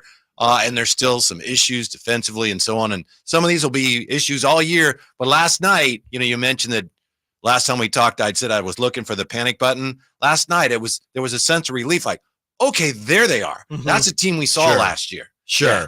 But how many times are you going to get beat off the dribble and let the dunker spot just eat all night long because you got beat on the perimeter? Now Sabonis or whoever has to help, and you got Moses Moody looking like Magic Johnson doing no-look passes. You didn't watch a lot of Kings last year, did you? Right. I'm just saying it's an issue. Trace Jackson Davis was looking like Blake Griffin. Yes. I was like, Yes. what is going on? Like, this is the 58th pick in the draft here, and someone I was hoping the Kings would take, but I mean, it was infuriating to see this guy who he's okay. He's decent. He's got some skill, but he should not have looked nearly that good. Kings fans are the only team in the league that knows who Julian Champagny is for this exact reason. That was and then you got to hear the broadcast any way you want it. That's how you get it. Jeez, that was a whole thing. Oh man, yeah. That was as a Kings fan and as a Kings broadcaster, it was painful to listen to that last night. I'm texting people during the game. I'm texting Whitey. I'm like, this is embarrassing. I wanted to turn it off, but it was such a good game. I couldn't. Right. It was embarrassing. Just the amount of Warriors homerism. Like, think about it. If we're playing the Utah Jazz tonight, or if we're playing Cleveland and it's that much homerism, it just doesn't bother me as much as these guys, the Warriors. Mm-hmm. And it sounded like they had no clue who the Kings were. Like, they didn't know, even though we had there just was seen no them. Kings conversations. You might slip in Laurie Markkinen, he really had a great season last year, and what XYZ. there was no, hey, Keegan Murray, he's really showing us It something. felt like tonight. a Warriors infomercial last night. Very as much I'm so. watching it. Really That's was what a bothered me. quarter-long explanation of how great Thrive City is. Yeah, absolutely. That's that whole NBA TV thing where sometimes they have, what do they call it, center court, where it's NBA TV. This is our presentation. Right. But quite often it's we're going to show you one team's or the other's broadcast. Right. And last night, that was a bad night for Kings fans to be watching what amounted to a Warrior infomercial. Do you think that guys like Keegan Murray, because we were discussing, There is no guys like Keegan Murray. well, There's only one. he is the guy. Trust me, I know that now. I knew he was good. Except his twin. I mean, there is Chris Murray. Yeah. I knew he is a guy like Keegan Murray. Murray. I knew that Keegan Murray could do some things, but my eyes are more open than they ever have been. But going back to the broadcast, and nowadays you hear, whether it's Steve Smith Sr. or whoever being quote unquote disrespectful to players, saying they stink or whatever the case is, you had the broadcaster saying, oh, you can go at Keegan Murray's head. You could go at Keegan Murray anytime. Do you think the players care at all? Because I mean, if I'm the type ask him. If I found out, if I'm hearing that, I'm saying Keegan, they talking about you crazy. Right. I don't think so. Okay. I don't think it gets, maybe when they go home and they are sitting around family and their boys or something like that. But I don't think players, inside the locker room or coaches say, you heard what he said about? Nah, I don't think so. One of the but when they Morris get brothers home, one of the Morris twins got. Yeah, exactly. One of the Morris twins in Boston, he heard something I said on the post-game show out there. Right. Next game, he approached me about it. But it wasn't because anybody in the locker room, his boys watching at home, got it. They get the Text intel. him or send him a video or something like that. Wow. Yeah. That's not the guy you want to. No, he's about that life. What did you say? What did you say? No, I had said he struggled or something. He was struggling. What did you say to him when he approached you? No, I said, hey, if you do well, I'm going to be your biggest cheerleader. Yeah. If you miss shots, I'm going to say you're struggling. I'm going to call it like I see it. I said, when you score 25, trust me, I'm going to be singing your praises. And we're good now. We're close. The way he that's my told me guy. is like Morris was 3 for 15 or something. Yeah. Kyle said, you were 3 for 15. You were struggling. Right. What did you say that? I'm not lying. I didn't make it up. I'm not trying to make up the numbers. All right, guys, I know you got a great show ahead. We'll do this again tomorrow. You got the Drive guys up next. Thanks for listening to Style and Watkins, Sactown Sports. Has Monty put together a roster that can help make a deep playoff run this season? Just trying to give coach options, give him guys that